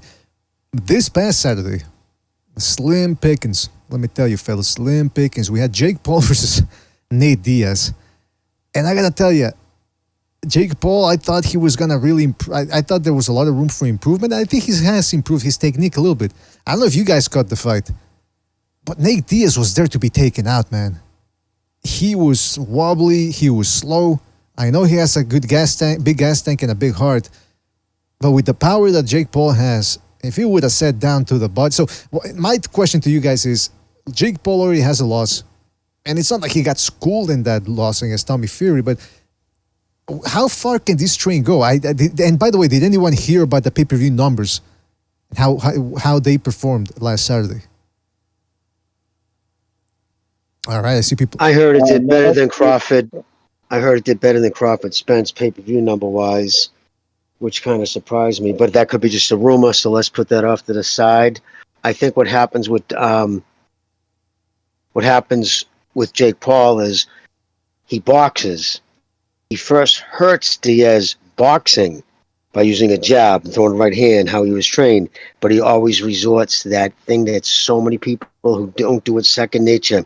The minute they get somebody hurt, they stop boxing. And now they're just winging shots. And I think after he first hurt him, the way he just tried to fucking take him out, those big whipping shots and missing, like you could watch his gas tank literally go, you know what I mean? Just like he shot half his load in that rest of that round, trying to take him out with big shots instead of stepping back and doing it again, following in through the jab, because the jab is picture like a jab is an icebreaker. A boat on the ice. It pushes through the ice. Now you have the path to follow. So you know what I mean? You know what I mean? That's the best way to describe people who don't understand the importance of a jab. It's not just it's also to flick somebody's head up, but it's to blind the punch behind it. It's to get your distance. It's so many things involved with a jab that makes it the most important punch in boxing, that once he gets his guy hurt, then he forgets the jab. But he doesn't have no amateur background. So all these things that he would have learned in the images, or at least in his, coming up-ins, but this kid was stepped right into pay-per-view, right? He just bypassed all that. So we're watching all the fucking shit that he should be learning. Because make no mistake, the kid's a fighter now. He's a boxer. He's doing training camps. He's boxing people in a ring, in a hostile place where that was fucking 20,000 plus deep. People want that, kid's head on a platter. And he's going in there and he's like, he's still winning. And Diaz is tough as fucking nails, but that was a boxer. That's how he did it. He always kind of like arms down, throws out these shots where you don't expect it. He just can take a beating. But I mean, listen to him talk now. Don't tell me it hasn't made a difference. Listen to him talk now in interviews and go back 10 years ago and listen to him talk. He sounds like he's drunk all the time now. Slurs his words. He's slow in his retort. He's got all the signs of someone's little fucking punchy. So, yeah, I mean, it was a fucking horrible, it was a tough man level competition, or it was a kid who you would see him in a 6-round fight in the beginning of the night when the auditorium's empty. It just happens to be on pay-per-view. There's thousands of people buying it. It's just nuts.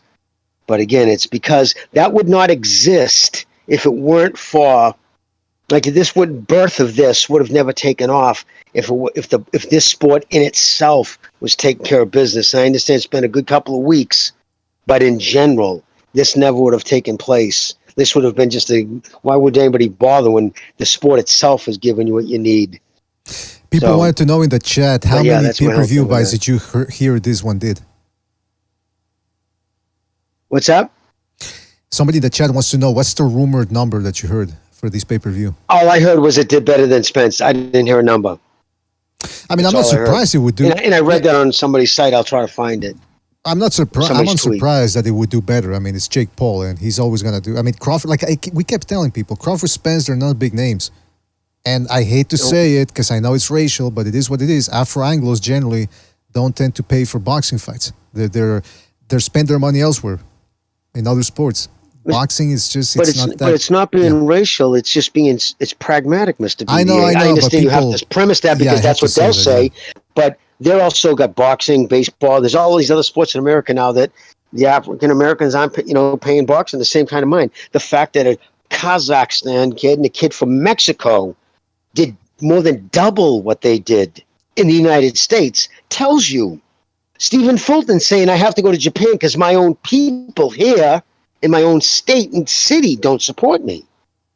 So everybody coming at you with that angle is just they got their head up their ass. I just want to say. Well, I mean, they can come at me whatever they want. I don't give a shit. But what I'm saying is, this boxing thing, it's getting to the point where Jake Paul, he's sort of hit an impasse too. By the way, because of the fact that he's no longer undefeated, and his shtick can only take you so long. He still has a strong fan base though. As we, I'd like to see what they come out with in terms of numbers because I don't know if this was at the Zone event, and I think ESPN too. I think it was ESPN The Zone, a collaboration. It's opponent dependent. It's all about who he fights. It was brilliant pick of Nick Diaz. I mean, not Nick. That's his brother. The Diaz because he's huge in MMA. Huge. He's an icon. So he has all those MMA guys. A lot of that's hate buying, right? Guys who fucking hate boxing. There's guys out there just MMA fucking boxing sucks, right? So they're gonna buy it just to see an MMA guy, especially a hero. So Jake Paul, the people making these decisions to go after him, and he did that. That was all kind of organic. I guess it started on Twitter because he was defending, I guess whatever was defending MMA Diaz. But that's what it's dependent. If he was to try to do even another Tommy Fury rematch, this thing wouldn't have sold 200,000. Nobody cares. This, I guarantee you, 3/4 or if not more, was MMA fans who bought this. That's just my opinion. Yeah.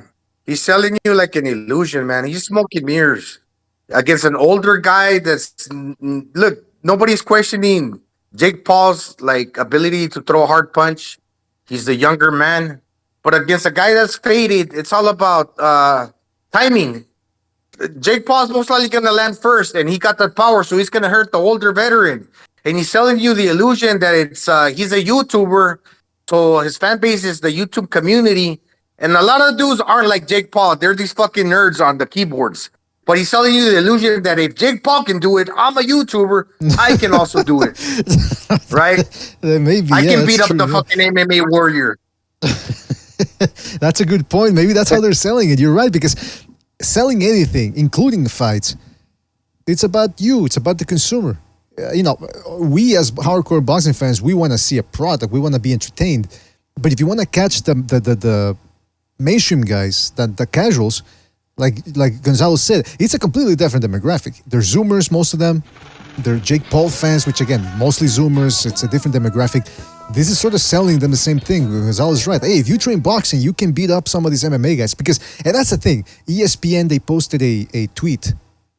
And they put a photo and a graphic, and it says, Jake Paul 5-0 against MMA fighters. I'm thinking, first of all, most of those guys are older than him. Most of those guys have never had a professional boxing fight before, or even an amateur record to speak of. And he's going in there, and he's like, Nate Diaz. Okay, I give him credit because he won the fight.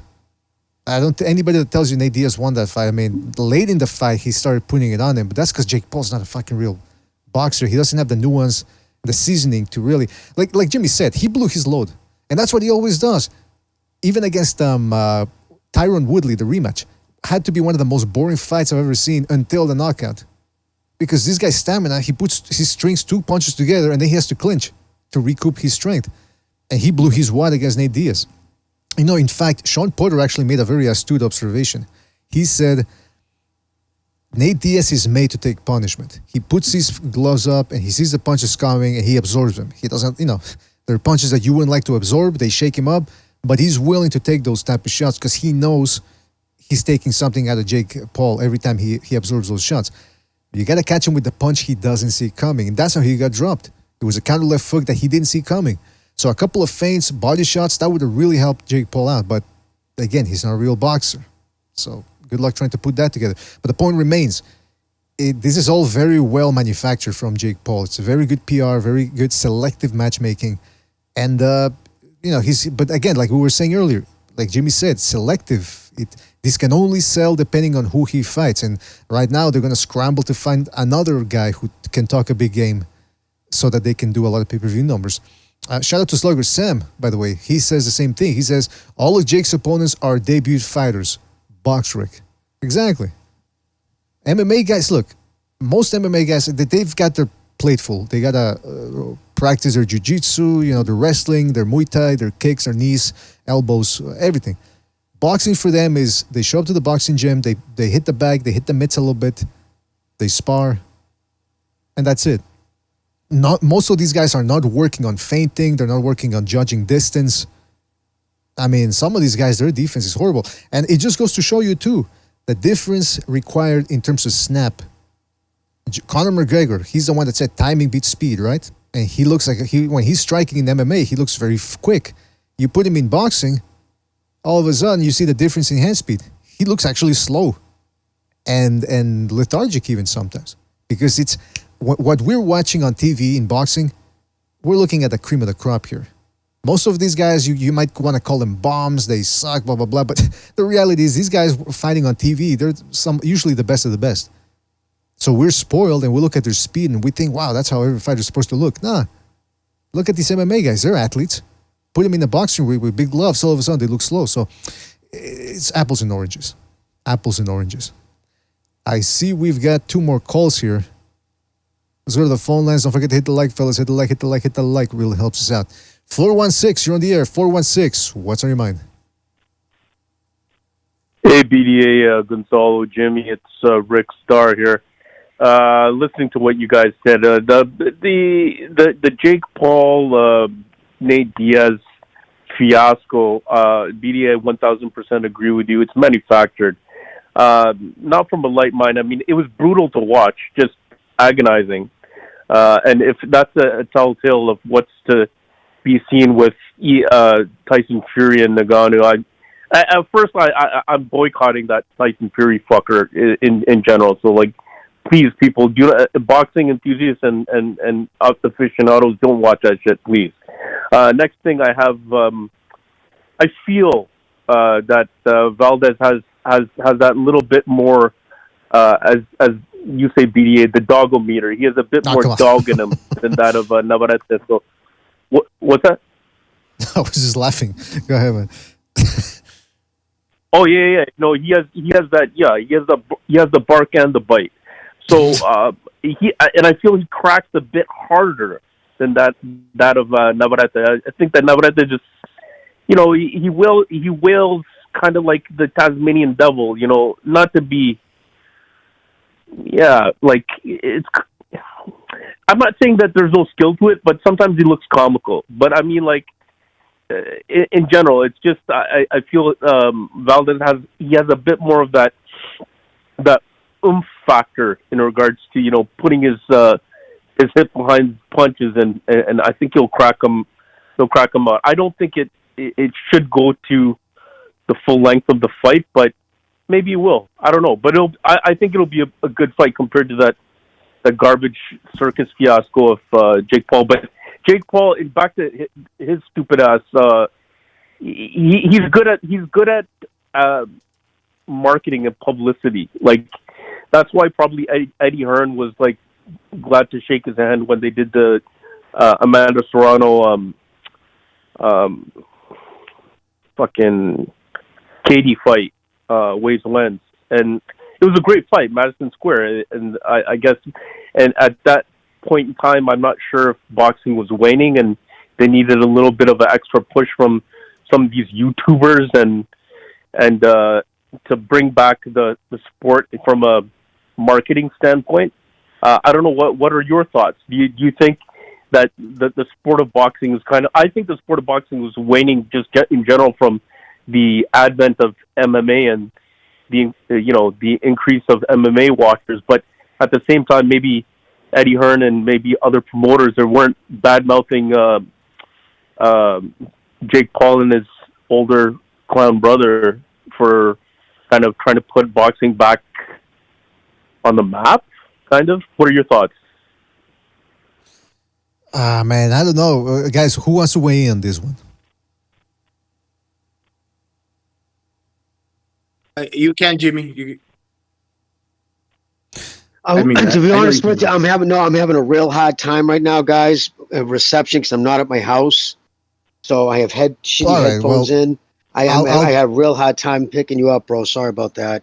All right. Well, listen. It's first of all, female boxing. We here on this channel. I can only speak for myself. I've tried it. It wasn't wasn't quite up to my tempo. Let's just put it that way. Not my tempo. In regards to the Jake Paul, the polls, I do like the fact that they say they're trying to bring boxing. I also think they're trying to troll Dana White a little bit, try to hamper some of his plans. But ultimately, boxing does not require some of these gimmicks. Right now, it's being slowed down by a myriad of factors. That's why you see a lot of these guys being inactive. That's the real danger in boxing. But if these guys have enough boxing dates and TV dates and where they can still fight 3 times a year, it could stay afloat. But I gotta tell you, Rick Starr, I don't like some of the things I'm seeing here about boxing. Some of these prospects fighting just 2-3 times a year, and they've barely got 10 fights in.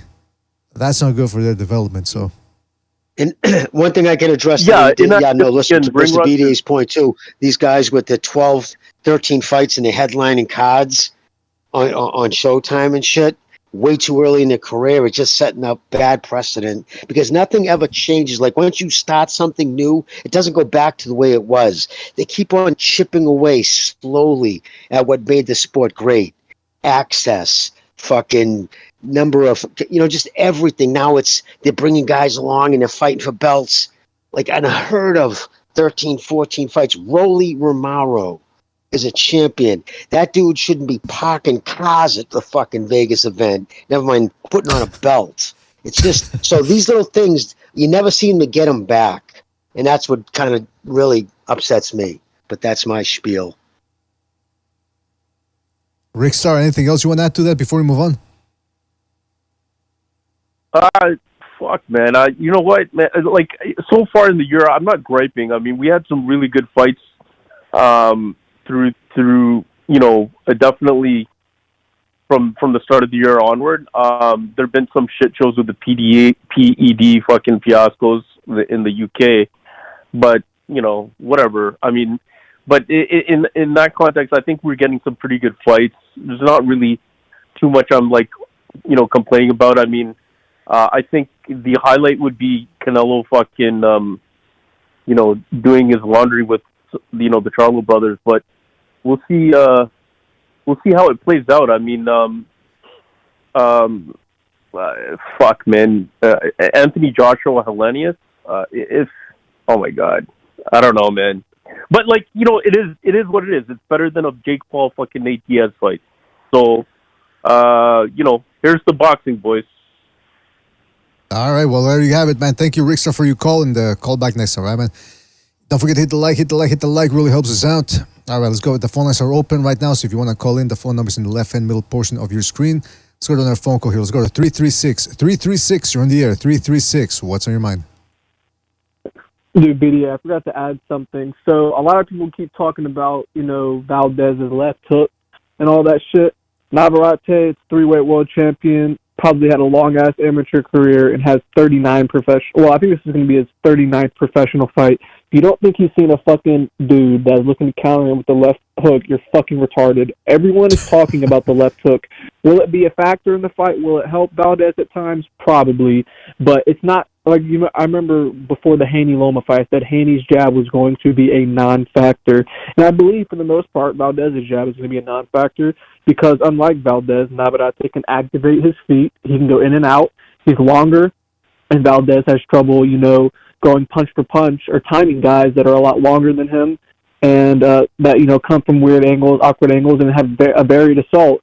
He had a guy like Shakira who just had his hands up in his fucking, or his hands up at his face the entire night. And Navarrete is going to be hitting him from way different fucking angles. He's not just throwing straight lefts to the body, the same jab, right hook, left hand, or jab, left hand, right hook. He's going to be so different. And I just think people, if you're banking on Valdez to just catch Navarrete with one shot and knock him out, I think that's a very risky bet and a retarded bet. I think he's going to get overwhelmed. I really do. People need to, stop talking about the left hook. Because if that's the only thing Valdez has, it only makes me more confident that Navarrete will win. So, I don't know, what is your opinion on that? I mean, there's, Gonzalo and I were talking about this frenetic energy. Valdez did not look all that hot against Adam Lopez in his last fight. And Navarrete, say what you want about how he looked against Wilson in the last fight, but it was his activity and his ability to dig deep and keep throwing his hands. Again, Valdez looks like a bit of an old 32 years of age. So you could be right, man. And by the way, those single hooks that he throws... Yeah, he's been a lot of wars. But let me just say this. Those single hooks of his that he throws takes a lot of energy, too. Where if he misses, especially... Yeah, and that's the thing with Adam Lopez. Go ahead, my bad. No, that was it.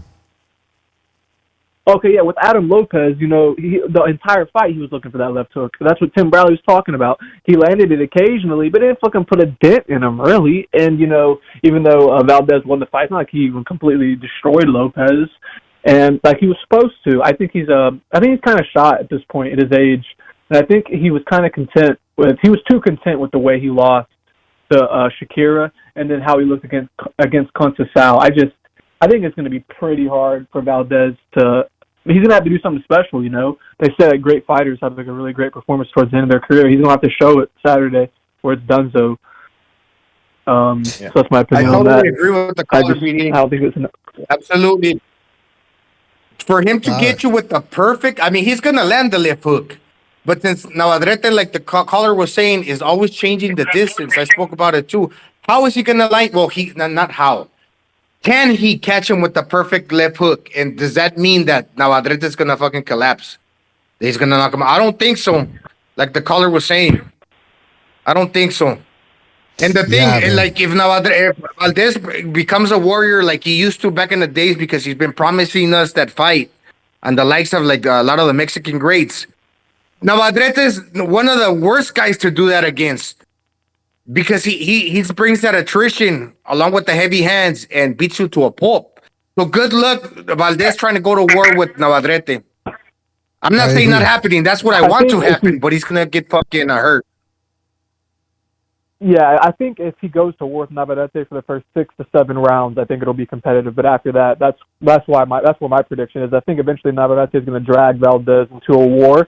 Like by the 2nd, 3rd, or 4th round, and it'll be competitive. But by about round 7, 8, 9, he's gonna get picked apart, and he's just gonna slowly get beat on. And he'll either get stopped late, or UD 8-4 or something like that for Navarrete. So that's my opinion on that.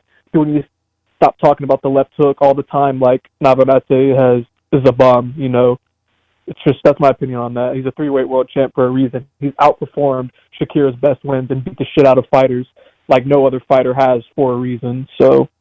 He's going to solidify himself as the top 10 pound for pounder after this performance, in my opinion. He'll be in my 9 spot once he beats Valdez. Oh, there you go. That's all I got to say on that. And we need that second round opened up soon. So I'm done. I just forgot to add about the left hook shit. All right, fantastic. Well, thank you for your call, man. All right, let's go to a phone call here. Let's go to 205. 205, you're on the air. 205, what's on your mind? What's up, BBA? What's happening, family? Oh, Uncle Charles, what's up? Oh man, I can't call it, man. The rain, sleet, snow, man. Let me tell y'all something, man. Let me tell y'all something. If y'all, let me tell you, listen, this. If y'all watching Jake Paul fights, You ain't got much going on in your life. Let me tell you something. You want to watch a damn fight? Get your ass right down here to the everyday store where somebody getting their ass whooped every day. Let me tell you something, man. You ain't got to go paying that kind of money. You're right. There's only certain kind of people watch Jake Paul fight. Why is you even watching that? And I'm tired of all this crossbreeding. I'm tired of MMA and boxing going over to the MMA. I'm sick of it. I know about that crossbreeding. You know how come I damn know? Because I seen a damn gorilla fish yesterday. A damn fish with a gorilla face. I don't even want no goddamn fish no more. I can tell you that right now. Let me tell you something. Well, MMA stay with what they do, and boxing stay with what they do. I really don't care. And Anthony Joshua, I want to say this to you, Anthony Joshua. You need to go ahead and fight Dylan White because you're not going to fight anybody else. His confidence is gone. Ever since Ruiz hit him in the top of the head, he ain't been the same since. But looks are deceiving. What he saw is a Mexican fighter that didn't have the bodacious body a boxer have, and he just thought he was something to pick on. Well, Ruiz showed him because that's one thing about Mexican fighters. They fight to the death. If you don't know that, then you wouldn't get your ass in there. That's the way it goes. Stick with MMA fighters need to fight MMA fighters, and boxers need to fight boxers. Stop all this damn crossbreeding because somebody going to end up getting killed. That's what's going to happen next. So I want to say this in closing. I'm going to say this in closing to you, BDA, and the panel. Let me explain something to you, man. It's all about life. Hey, I call on here all the time and giving you my life experience. And y'all say, oh, hey, this guy, he got a story to tell. But let me tell you something. While everybody sleep, I'm woke. Yeah, you're damn right, I'm woke. And I'm glad I was woke that damn night. That damn bird was outside my damn window, and he kept punching up against the window. So I called animal control. And she told me, well, it must be mating season, but we ain't going to be able to come out till tomorrow. What the hell you mean you ain't going to be able to come out till tomorrow? Now, if it's mating season, who the hell you going to mate with? Because it sure ain't going to be me. I can tell you that. And that's all I got to say, BDA. Man, keep doing what you're doing, man. I love this show. And y'all my family, man. I talk about y'all so much. Like I told my wife, I talk about y'all so much. She said, why you keep talking about that? I said, well, you don't understand, goddammit. You ain't on the show. And that's all I got to say, player. Appreciate it. There you go. All right. Shout out to Uncle Charles. Watch out for those bears out there. Get bear control out there. Get a shotgun or something. Take it easy out there, man. Jeez Louise. Let me tell you something. He's the best. Uncle Charles is awesome. But I mean, listen, speaking of Joshua Helenius, yeah, that's a fight that do we really need to fucking watch? I'm telling you, it's going to be about 5 in the evening here. So it's before the Showtime ESPN cards. I don't even know if I'm going to bother watching it. Or I might have it on one screen while I do something else. It's an easy fight to break down for everybody. And anybody listening to this show, listen, you want to know exactly the way to break that fight down? Okay, everybody's experienced it. When you step in a pile of fresh dog shit and you have to scrape it off on a brick in the corner somewhere? Remember that experience? That's this fight. I mean, listen, I understand they have to keep Joshua busy. He did train and he doesn't want to train for nothing. But why would I watch this? It's going to be anyway, it is what it is. I mean, it's not his fault. It's Dylan's I have that White's fault. experience all the time, Jimmy, because I got like 3 or 4 dogs.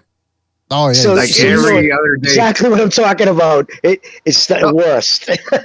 No, and I'm stepping on that shit literally with the slipper. And when the slipper comes undone from the mud and all, it flicks on my back. So it's just the whole fucking Jesus. It's a mess situation, my friend. Oh man, shower time in the washing machine for the slipper. There you go. Let's go to our phone call here. Let's go to 470. 470, you're in the air. 470, what's on your mind?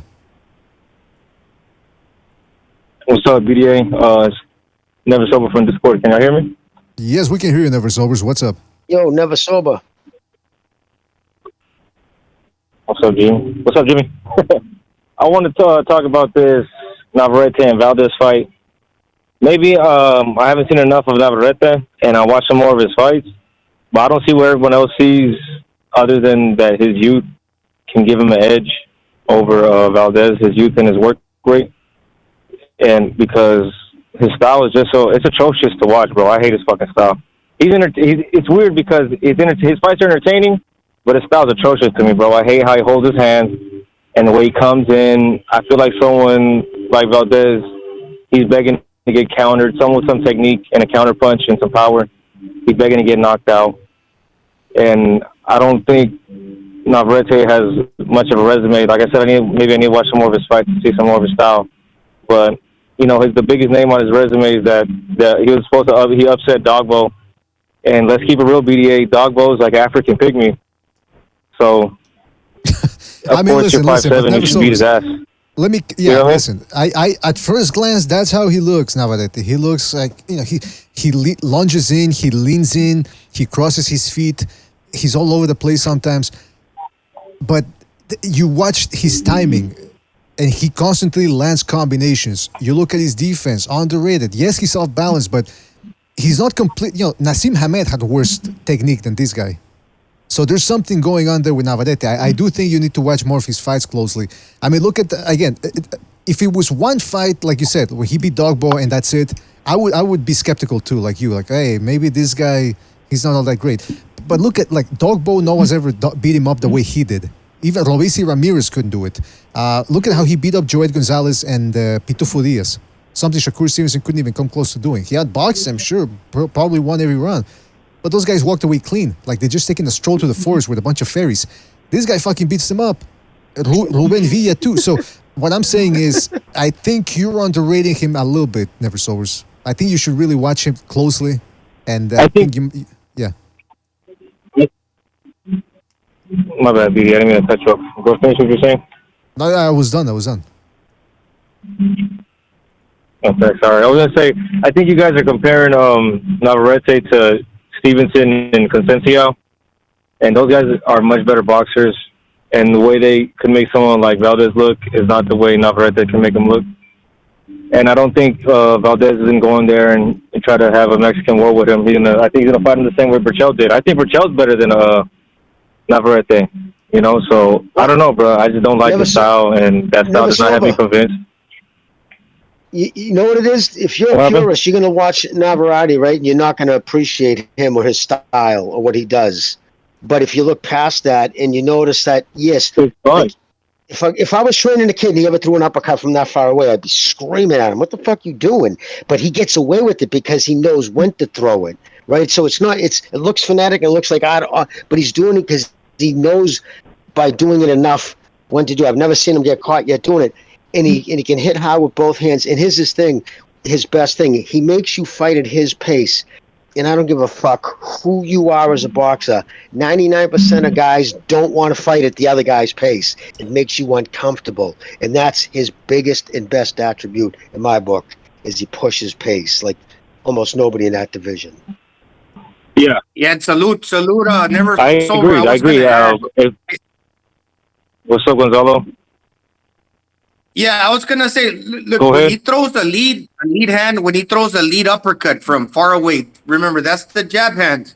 A lot of fighters will never attempt to throw a lead, especially an uppercut, that a lot of times is hurting, dropping dudes. Now it's not over. It's not over yet. That was just the lead hand. He threw the lead hand without having when somebody like you and me or anybody else, like we throw the lead hand, for example, it's hard to get a leverage on that shot because you're not turning it like the trail hand.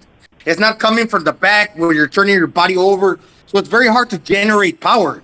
Navarrete, he's generating power on the lead hand, and he's still got the trail hand to defend himself if he wanted to throw that punch in tandem or behind the lead hand. So this is a guy that's doing things that most normal human beings can't do. A lot of fighters will throw the jab, but that jab is the less powerful punch. He's throwing the jab in many different directions. He'll throw like an uppercut with power, but then he's still got the power hand behind that to throw behind that first punch. So like when we say, oh, he's awkward, yeah, but some guys, if we try to get away with throwing a punch, we can't even do it. Our body can't even generate the leverage to throw that lead hand. But he's doing it, whether it looks right or not. He's doing something that most people can't do. And that's kind of incredible in itself, I'm thinking. And then once he gets going, that engine gets going, he's lacing you with these the shots when he kind of squares up. And then he's mixing the hands up. Now he's doubling up with the trail hand. Then he's throwing the lead hand and coupling and mixing the punches to his choosing. Then he gets all your world mixed up, and we got power behind him. Yeah, we got to speed it up here. Never Sovers, what do you think about that? Well, I think that anybody who likes boxing and you see someone who likes to lead with the uppercut from the front hand or the backhand, all you got to do is look at Evander Holyfield, how he got the belt off of what's old boy Buster Douglas. That's how you handle someone who leads with the uppercut. Half step back, right cross, sleep. That's what I think will happen to Navarrete. That's what would happen to. If he had fought somebody who had the ability to take advantage of that, I think that's what will happen, and I think that's what Valdez has the ability to do. So I think that's what's going to end up happening. But I do agree that the only reason that Navarrete has a chance is that the pace he pushes and his youth. If Oscar Valdez was a couple years younger, I would give Navarrete no chance whatsoever. So I don't think he's all that good. His fights are fun, dude, but I don't think he's all that good.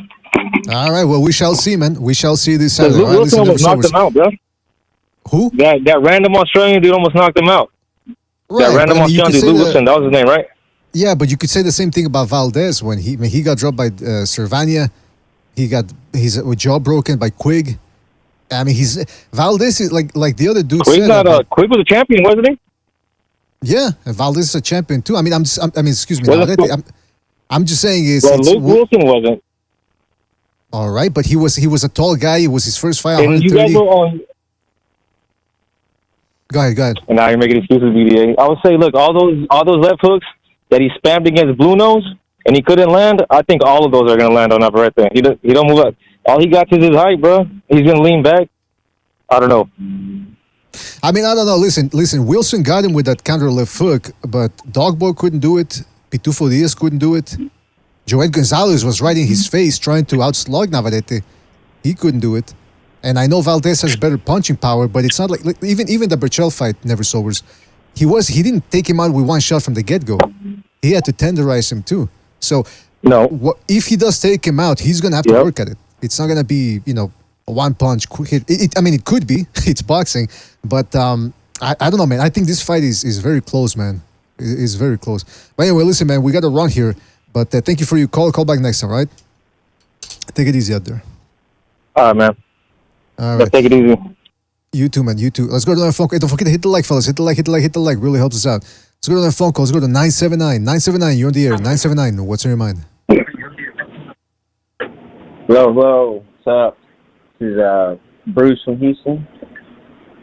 All right, Bruce, what's up, man? So Vaquero versus Valdez this weekend. I think it's a really close fight. I think this is going to be like the first like true 50-50 fight, like both in the ring and on paper, in my opinion. I think like their styles are just like Mexican style. That's the way they both just. It's going to be a real good fight. And but I think Valdez is going to win on like a close split decision. I just think he's going to like do better on the counters and have cleaner punches. Navarrete is going to just like try to rough him up. And they're both going to do good, but I think Valdez is going to edge the win. All right, so do you think it's going to be a clean-cut split decision, meaning Valdez really does deserve it, or you think it's going to be too close to call? The thing is, though, is that these the judges this year have been, like, really bad, man. Like, just, like, mind-blowingly, like, just what the hell were some of these fucking cards? But I think Top Rank are going to get it right this time. I think they have to, because, golly, it's been, like, almost every card has just a terrible fucking judging score. And just, they got to, like, clean it up, you know? And then people forget about that shit. But yeah, I think it's going to be a good fight overall. Valdez is going to earn a split decision. Yeah, it's going to be a good, interesting shootout right there, man. I'm looking forward to it. And the undercard, too, it looks to be very good. All right, well, man, Bruce, anything else you want to say before we move on? What's that? Yeah, Jake Paul sucks, man. He's terrible. I mean, like, listen, this guy hasn't improved at all as a boxer in like 5 years. Other than endurance, I'd say. He's he's getting the road work, but he's not improving at all. Like, he just fucking throws haymakers, and that's it. Yeah, he said after the fight, would, like, smoke KSI, but I don't think he'll beat him. I don't think he'll easily beat him. He said after the fight, "Oh, I could have gone after another 10 rounds." I'm thinking, no, you couldn't have. No, you couldn't have. I mean, good for him. He's trying. He's trying to make a buck out of boxing. He's trying to help some people out by putting them in the undercards. But yeah, man, it's I don't know. It's all smoke and mirrors at this point. But anyway, Bruce, I'm just glad Nate Diaz got a paycheck. Yeah, man. Yeah. That's well, listen, pretty we're gonna move on here, Bruce. But thank you for your call and call back next time, right, man? Take it easy out there. All right, Mr. BD, how did you see the fight? How did you watch it? You didn't buy it, did you? No. I just essentially, the highlights.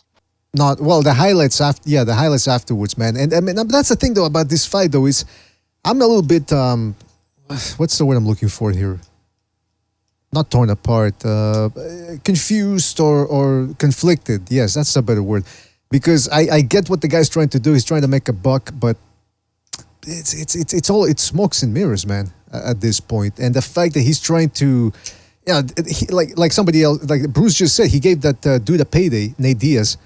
Hey, Diaz, man, he's another 5 years from now. Yes, I really shudder to think how he's gonna sound or how he's gonna look. Oh yeah. But anyway, listen, fellas, I'll be right back, right, fellas? I'll be right back. You guys take over. Yeah, I saw it on a Sunday morning. He says, I'll be ready for Canelo in 5 years. So what does he think, that he himself doesn't age? Does he think he's always going to be forever? Jake Paul's going to get old too. Exactly. Yeah, I caught it when I put on YouTube on Sunday morning. Wasn't even thinking about the Jake Paul fight. It was in my feed because it was a boxing match. It was just some gypsy kid threw it on there, and I made it all the way to the 10th round when right in the beginning of the 10th round when the stream was when it was pulled off for copyright. Just boom, it just went dark, and it said copyright infringement. So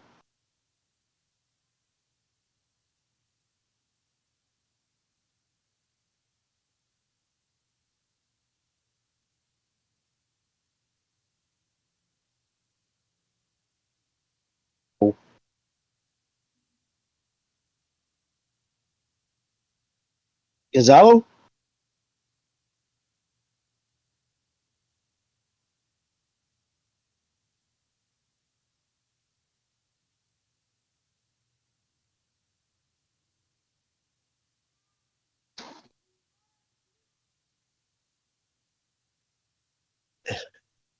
Oh, I think Gonzalo might have fell off, or maybe I don't hear those guys. Oh, you're there. Oh, okay. I didn't know what was going on. I just hung up and I'm in a bad reception area. Sorry, and it completely went dead. So I hung up and called back. But I caught that on a replay. The Jake Paul thing, like I said, they pulled it. I would never buy it at all, ever. I don't support that bullshit. He's just trying to he's using YouTube. He's an influencer, and he's listen. I respect that he's going through camps and he's actually stepping in the ring. I respect anybody who goes in the ring and fights each other in front of a crowd. But it's not boxing. It's not like it doesn't. It's the same thing as like watching a 6-round fight with somebody who wasn't even a highly touted prospect or a kid coming up. He's trying to do it the back ways. Like, think about it. It's a famous person, albeit niche, YouTube famous. And he's taking that fame and he's turning it into a boxing career where and throughout history, the sport's always taken kids from, it's echoed, it's about socioeconomic, getting people out of poverty, like completely nameless, faceless, poor people, and they beat and win their way to stardom and wealth. To see it go the other way, like this Benjamin Button style way of, becoming a professional fighter is just ridiculous. So, I don't support it at all. Now I would feel bad for myself if I was Jake Paul, really, because he's trying to get highlight reel knockouts against older dudes because he knows he's got the power already. Okay, congratulations, you can fucking hit hard. You can hit hard against slower dudes, whether they got a good name or not. As human beings, we deteriorate with age, and their chin is not gonna fucking always last forever. I don't care if you're fucking minus Gennady Golovkin, but anybody else in the world. So when he's doing that just to get that highlight reel in front of the cameras, he just wants to feed his ego. And that's it. Can he wake up in the morning and say, I've truly accomplished something?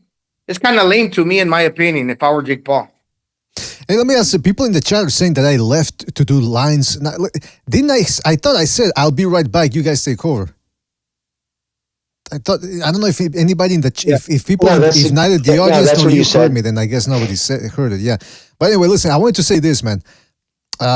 Caleb Plant recently did a video. I don't know where he was. He was doing it looked like a snuff film, but he had his camera on. And he was talking to the camera. He said that the reason he finally explained what happened between him and Charlo. He said, "No, my wife did not get smacked. Nobody touched my wife. It was just me and old buddy." Talking about Jermall Charlo. He says, "I'm a man.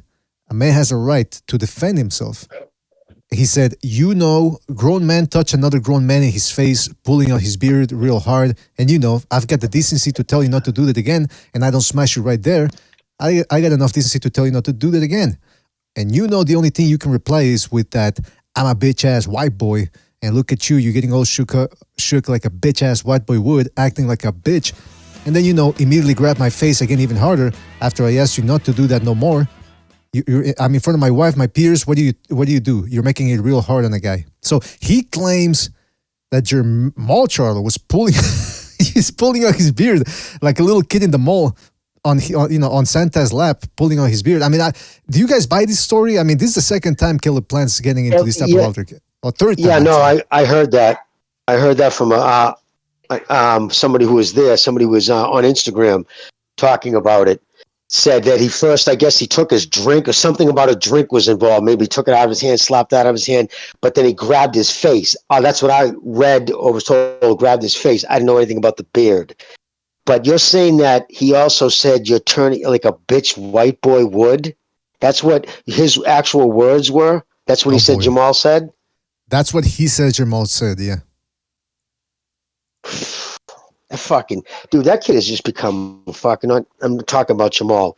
Between fucking shoving that old lady, which his own brother went out, came live and said, "No, I'm not the fucking one who would do that." And then some other pundit, I think, I don't know who it was. Oh no, Timothy Bradley, I think, said something about. I know somebody else mentioned what he did to that lady was just like, fuck, don't like you were supposed to know who I am. Like fucking some part-time boxer. Like, she should have known you were the fucking champ. What a clown. He's handled himself. He knows his career's in the toilet. He fought nobody. Talk about just getting that 154 goes to 160 and just boof, the wheels fall off it. Your marriage is from the shitter. You fucking that scared white boy slapped you and you did nothing. And it has nothing to do about race. It's just the fact that that's where he would go. Like the fucking right to that. Like it just shows you, dude, what a classless shitbag. Because it was fucking Plant who yelled, "Oh, fuck a typical black dude," and just said something derogatory along racial lines. Twitter would have been on fire about it. It just gets old after a while. I'm still perplexed and stuck at the part where he was pulling his beard. That's the first time I've heard about this. And what the hell was he caressing his beard for? Like running his fingers through the beard like a broad? I mean, that's kind of weird, man. He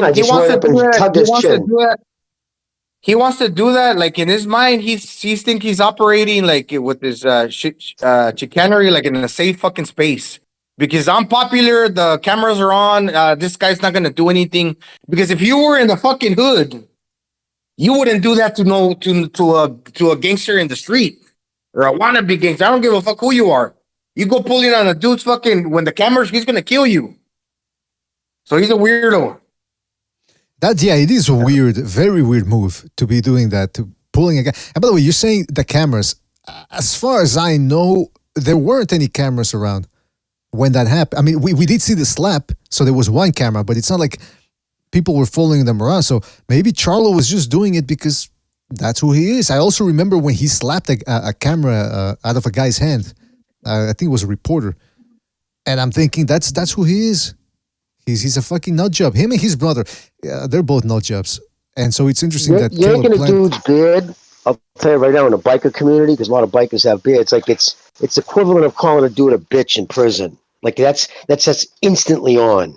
You know what I mean? I'm telling you right now, it's like one of those things you don't have words other than let's go where there's no cameras, usually to a bathroom, but it's on. And if you don't fight, if a dude calls you a bitch in prison, you don't throw hands, you're just gonna be prey for everybody else.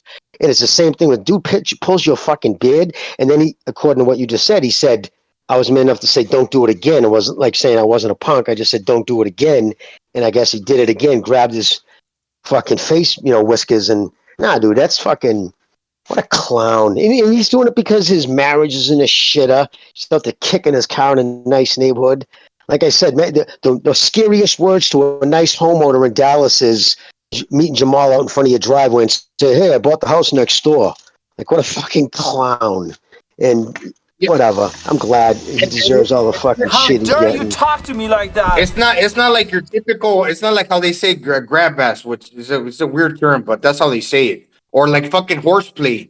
It's a spiteful thing to do to somebody. It's like trying to embarrass somebody in public. That's why I'm saying some people will kill you for that, because it'll get you like where it gets a reaction out of you. Like, what the fuck are you doing, man? That's just weird. And if you look into that man's eyes, obviously it's a spiteful thing. It's weird as fuck. It's not just regular horseplay, man. I mean, I think it's some type of play. I'll say it straight up. I'm thinking it's some homo stuff here, some homosexual stuff occurring. I don't know, man. It's weird. I wouldn't have been angry right off the bat. I would have been perplexed. I would have been confused. I would have been, sitting there stunned, going, "Did this guy just run his fingers through my beard, my luscious beard?" Fucking quiz! I mean, I gotta tell you, I don't know what's going on here. But hopefully somebody gets to the bottom of it, because it is disturbing. And I think Jamal Charlo needs some psychological help pronto. That being said, Killer Plant is the type of guy that will smack you in the face. He grew up in impoverished areas, so that's how he rolls. Anybody that thinks they can go around there and, I was just playing, bro, that's not going to work with him. So it is what it is. Yeah, and look at his reaction time. Look, when he did it against Canelo reacted, and he was wearing like them fucking slippery ass shoes on the fucking stage on the way in. That's right. And did your Charlo sneakers and all? He knew he was coming. Didn't have the reaction time, so that dude's out of shape. Absolutely. Depression, everything. Yeah, that's the thing. Because some people were saying in the parking lot. Yeah, some people were saying, they initially when he got slapped, they were saying, they felt bad for Jamal because of the mental issues. But I'm starting to think now maybe those mental issues are because of him, his fault. And also, when he slapped that reporter's phone away from his hands and started talking smack to him, how does he know that guy didn't have mental issues too? In other words, why are we supposed to feel bad for Jamal Charlo when apparently, according to Caleb Plant's version now, he's the one that's going around instigating this type of melees?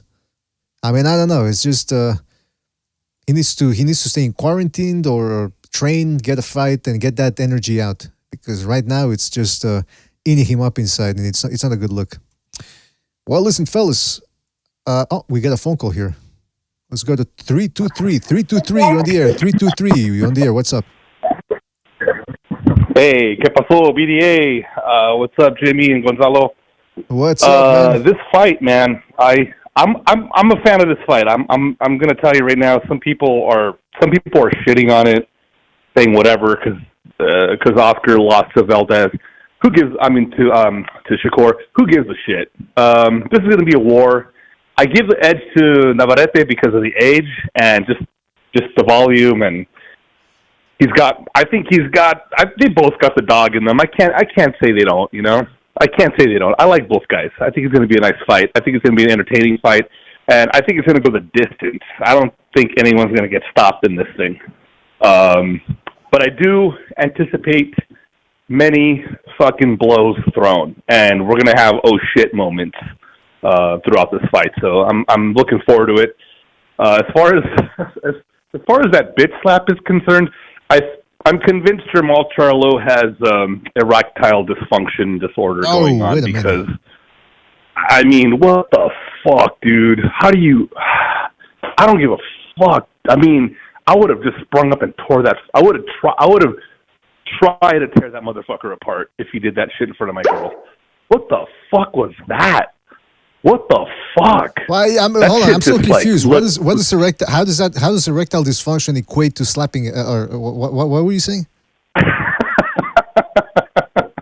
He's got no vigor, man. He's I don't know. I mean, he's low. He's probably low on testosterone. He's growing bitch tits. Probably. I don't know, dude. Just look at his face when he took that fucking hit. He just looked down and said he just admitted defeat. You know what I'm saying? Man. You're right. It was just it just looked horrible. It looked bad, bro. I don't know. You're a fighter, dude. What the fuck? What the fuck you doing? Anyway, and in front of your girl, like, that's gross, dude. That's just I just the guy should not come back to boxing anymore. It's been too long, anyways. So, and I can't believe the WBC is just letting that. Like, if I was WBC, if I was Mauricio Suleiman and I saw that shit, I'd go, "You're stripped. That's it. You're done. Let's go. Let's move this guy along." You're right. That's what they should do, because I mean, the fact that they're still deliberating about the title and all that. Guy hasn't fought in over 2 years. Get him the fuck out of here. What's there to figure out? Disgusting. Absolutely disgusting. Get him the fuck out. I mean, listen, it would have been a good build-up if he would have just went after him and he would have just like slapped the shit out of him and missed him and hit the security guy by accident. At least we would have known, hey, this is going to be a good one. These two guys should fight. But looking at that, I'm like, why should these two guys fight? Caleb Plant's probably going to just kick his ass.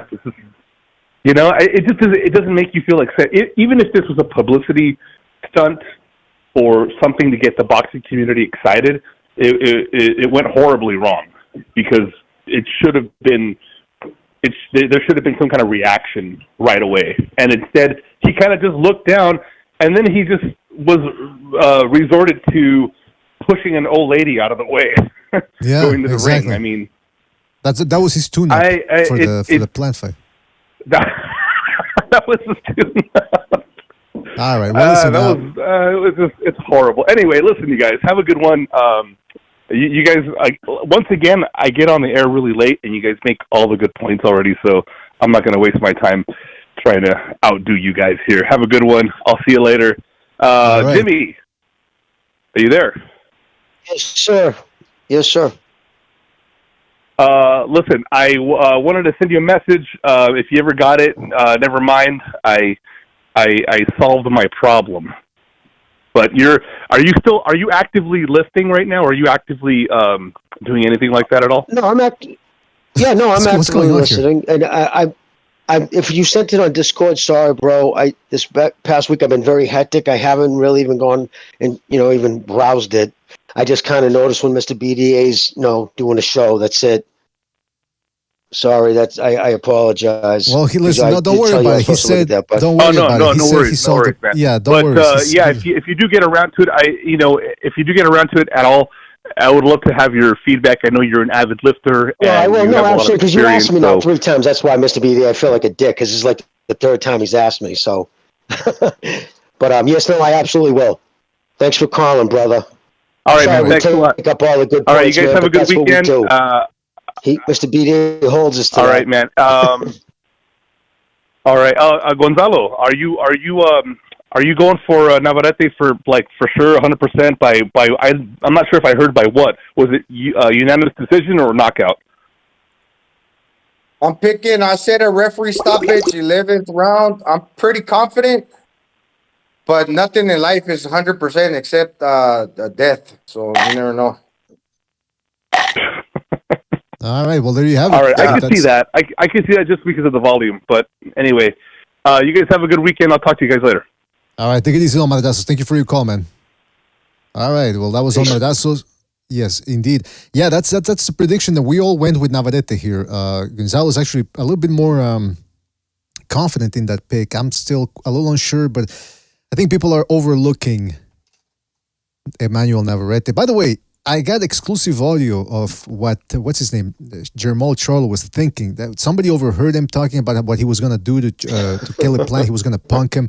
And this is what he was telling his crew. He must have thought it was White Boy Day. See, he was already racial from the get-go. He was looking at Caleb Plant thinking, this motherfucker thinks it's White Boy Day. I'm going to show him it's not. And instead, he got slapped. So it is what it is. All right, now... Yeah, I think that's about it Was for he today. was he eating Chinese food too? Yeah, he was eating Chinese food and watching blaxploitation on cheap televisions. that's what he was doing. What's the other thing that the line that have yourself some food? We got what is it that he says? We got. Oh yeah, he said something funny about we got this, that, and he's some rhyme. Oh yeah, it was funny. I forget. I can't remember. Hey, that movie, True Romance, is on. I think it's on Amazon Prime. If you guys got Amazon Prime, you can watch it on it. Anyway, or at least here in Canada, you can. Anyway, with that being said, fellas, what's that? I said, good movie. Yeah, excellent True movie. Romance. Probably True his Romance. pinnacle of Slater's career. I mean, I don't remember anything else he was. I remember Broken Arrow, which you're right. That was a pinnacle. When he first came on the scene, they were talking about he was the next Jack Nicholson, and that's the reason why he kind of went crazy. He said he put all expectations on him because they really did have huge expectations. That kid, and then of course, crash and burn, typical Hollywood. Probably got pictures of him. Oh, wait a minute, it's going too far, Jimmy. Pete says you just been clocking. He says, you just been clocking me. Have yourself an egg roll. Yeah, that was one of the lines. Sit down. There you go, Pete. I was going to say, too... I'm trying to find that movie, PDA. I'm trying to find the movie Frequency. I only saw some clips on the YouTube. Is that you, Little Chief? When he gets a hold of him in the transistor radio? I want to see a movie like that. Is that the one where he talks with the dead?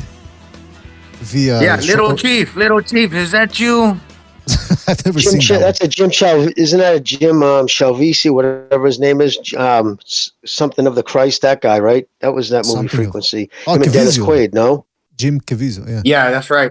Yeah. I wanted to say, Handsome Mechanic says, BDA, what's the movie called about the train and the reptiles? I think that's a... Midnight... No, what's it called? Meat Train. Something about the meat train. It was from a short story by Clive Barker. What's it called? Midnight Meat Train. I think that's what it's called. Let me Google it just to make sure. Never saw it. I've never really seen. Yeah, the Midnight Meat Train. That's what it's called. I think that's what he's referring to. I'm not sure. I watched Angel Heart last night. Have you ever seen that? I haven't seen that in years, since the 80s. Mickey O'Rourke. The acting in that movie. He was acting better than De Niro in that movie. You know when they meet absolutely. him. When they meet, he's hiring him to be the private detective, and Mickey Rourke is doing his classic Mickey Rourke, like, I don't know, Mr. What was the guy's name? Mr. Flaherty? Oh, Johnny Favorite, Johnny Favorite, something like that. I don't know Johnny, I don't know no crooners. I like when Johnny he goes, I know, I have no crooners guy. I do insurance jobs, missing, If you're lucky, sometimes I do people. If you're lucky, sometimes I do people. But I don't know no Mr. Yeah. And then when he goes, wow, were you in the war? Yeah, I was in North Africa, something division. And, I got a little fucked up. And he just says it so casually, I got a little fucked up. I got a little fucked up, and, it is what it is. I miss all the medals and everything. Yeah. Anyway, listen, fellas. Yeah, but the way they break it down, he finds out who he is. And, yeah, it was pretty emotional. Yeah, good movie, though. Yeah. Well, she got fired. Just a quick side note: that chick Lisa Bonet got fired. Bill Cosby, for moral reasons, fired her because he did the scene she did in that movie. Is that right? From the show. Yep, fired her. That's why she left the show. She was one of the daughters, obviously, on Cosby, but it was because of that. Because she showed titty and it was really raunchy, the sex scene. So yep, how many times do you think Bill Cosby slipped a little purple pill in her drink? Just a little, just something to spice up your drink. He was mad that she did it with Mickey Rourke and not him. Right, maybe, yeah.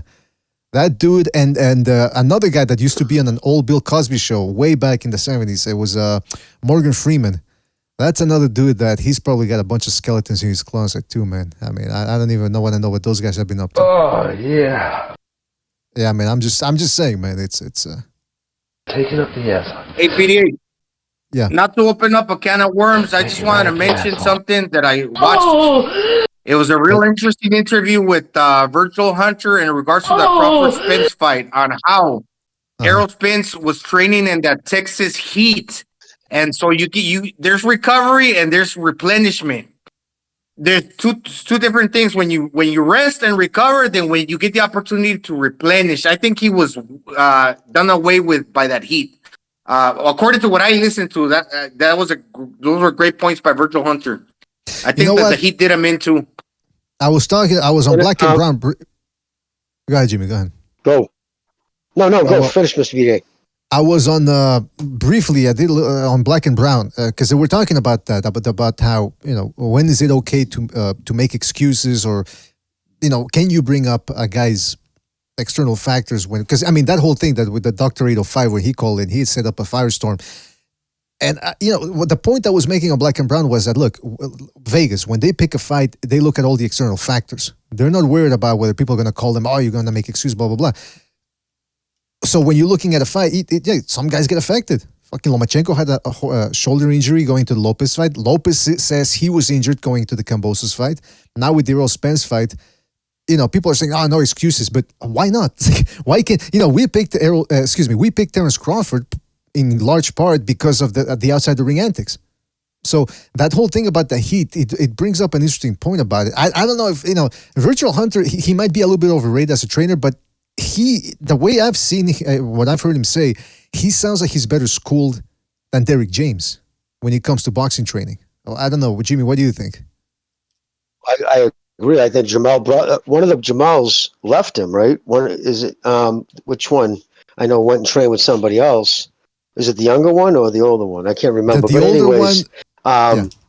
There's been other people who have left him too. Listen, I think if you just look at his fighters, look at Spence the way he fought. He fights just like Jamal, and with that same long jab, right, followed up by the hand behind it. So you can clearly, if you look at his fighters, anytime I see a trainer, and you can tell by just the way the dude's fighting, he's trained by that guy, that's not good. That means you're putting your philosophies in what, you know what I mean, instead of taking their best attributes and, basically, shining a light on that and, hiding their deficiencies.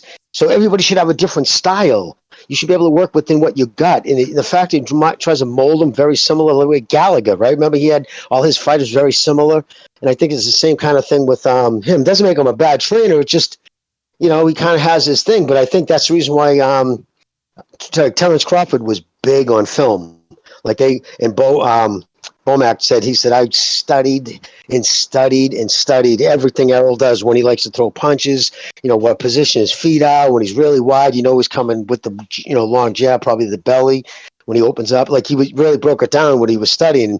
And I was pretty impressed. And clearly they talked about those things because it did not take fucking long for Crawford to have him completely figured out. And that's why a rematch, I don't give a fuck what weight, it would just go a lot worse. He would catch even worse beating. Because I don't think that Crawford would prolong it, because no matter what anybody says, I believe he prolonged it. I think he could have took him out of there in a fifth. But I think he wanted to put a beating on him. But so no, I agree. I agree a whole 100% on that. I don't think. I think he might be a little overrated at this point. And can I say one thing too? After that fight, Clarissa Shields, man, she just cannot stop being an abrasive individual. She's in there with Terence Crawford. Yeah, she's a two-time, unified champion in the four-belt era. Again, when there's total of 54 people in two different weight classes, total 54 people in the world, to be in there literally right after he wins the belts, and this is his time, and she's in there, and I think she even had her belts, and she said, "We did it. We both did it," in front of the cameras. Oh my God, dude! It just like, man, she needs to publish this so bad. Like you don't do that. It's just I don't know, man. She's a very hard person to like, Mr. BDA. If they got her a publicist, she'd probably be going at it with the publicist on a daily basis. I mean, she's just that type of. She knows what she's gonna do. Ain't nobody gonna stop her. I do what I do, baby. I do what I do. So, my goodness gracious. It's. I wouldn't be able to. It's bad as like when BDA when Salt Bay grabbed the World Cup for Messi. No, that's a no. Yeah, that's a big no, man. Big bozo no. And Clarissa Shields, she needs someone that's gonna lay the smackdown on her. And I don't mean that physically, although that could work too. But she needs someone that's going to put her in her place, because ultimately it's all a shit test from her. All that barking, all that posturing. She's just saying, I want a daddy. That's what she's saying. She says, I want daddy. And guess what, baby? You got daddy right here, Mr. BDA. Unfortunately, I don't find you attractive, so we're not gonna go down that route. But anyway, the point is this, fellas, we gotta go. It's been a long show, and I think we gotta wait for Saturday. That's gonna be a fun. God damn it! Yeah, I'm just saying it's gonna be a interesting night. It's gonna be a. You know what though? I'm a little worried though, because some of the times when you look at a fight and you go, on paper this isn't gonna be competitive, and then it turns out it is competitive. And then when you look at the ones that you think are gonna be firefights, they turn out to be so-so. So knock on wood. Hopefully we get a good fight, entertaining. We got 3 cards, so one of them has to pan out. That's about it. Listen, I want to give a shout out to everybody that called in, everybody that donated the super chat, everybody in the chat. I'm talking about Eparukua, Uncle Pete, Handsome Mechanic, Timothy Figueroa, Windy City, Alfredo Contreras recognizes in there as well. The Quags, I Am Your Leader. If I forget anybody, because we're going to go. And of course, who can forget? Shout out to anybody who hit the like button. The rest of you is... Right. That's right. The rest of you, we're going to set you up on a date with Clarissa Shields. I want to give a big shout out to Jimmy Gonzalo and everybody, like I said, everybody that called in, everybody in the chat. If I forgot anybody, it's because we got to go.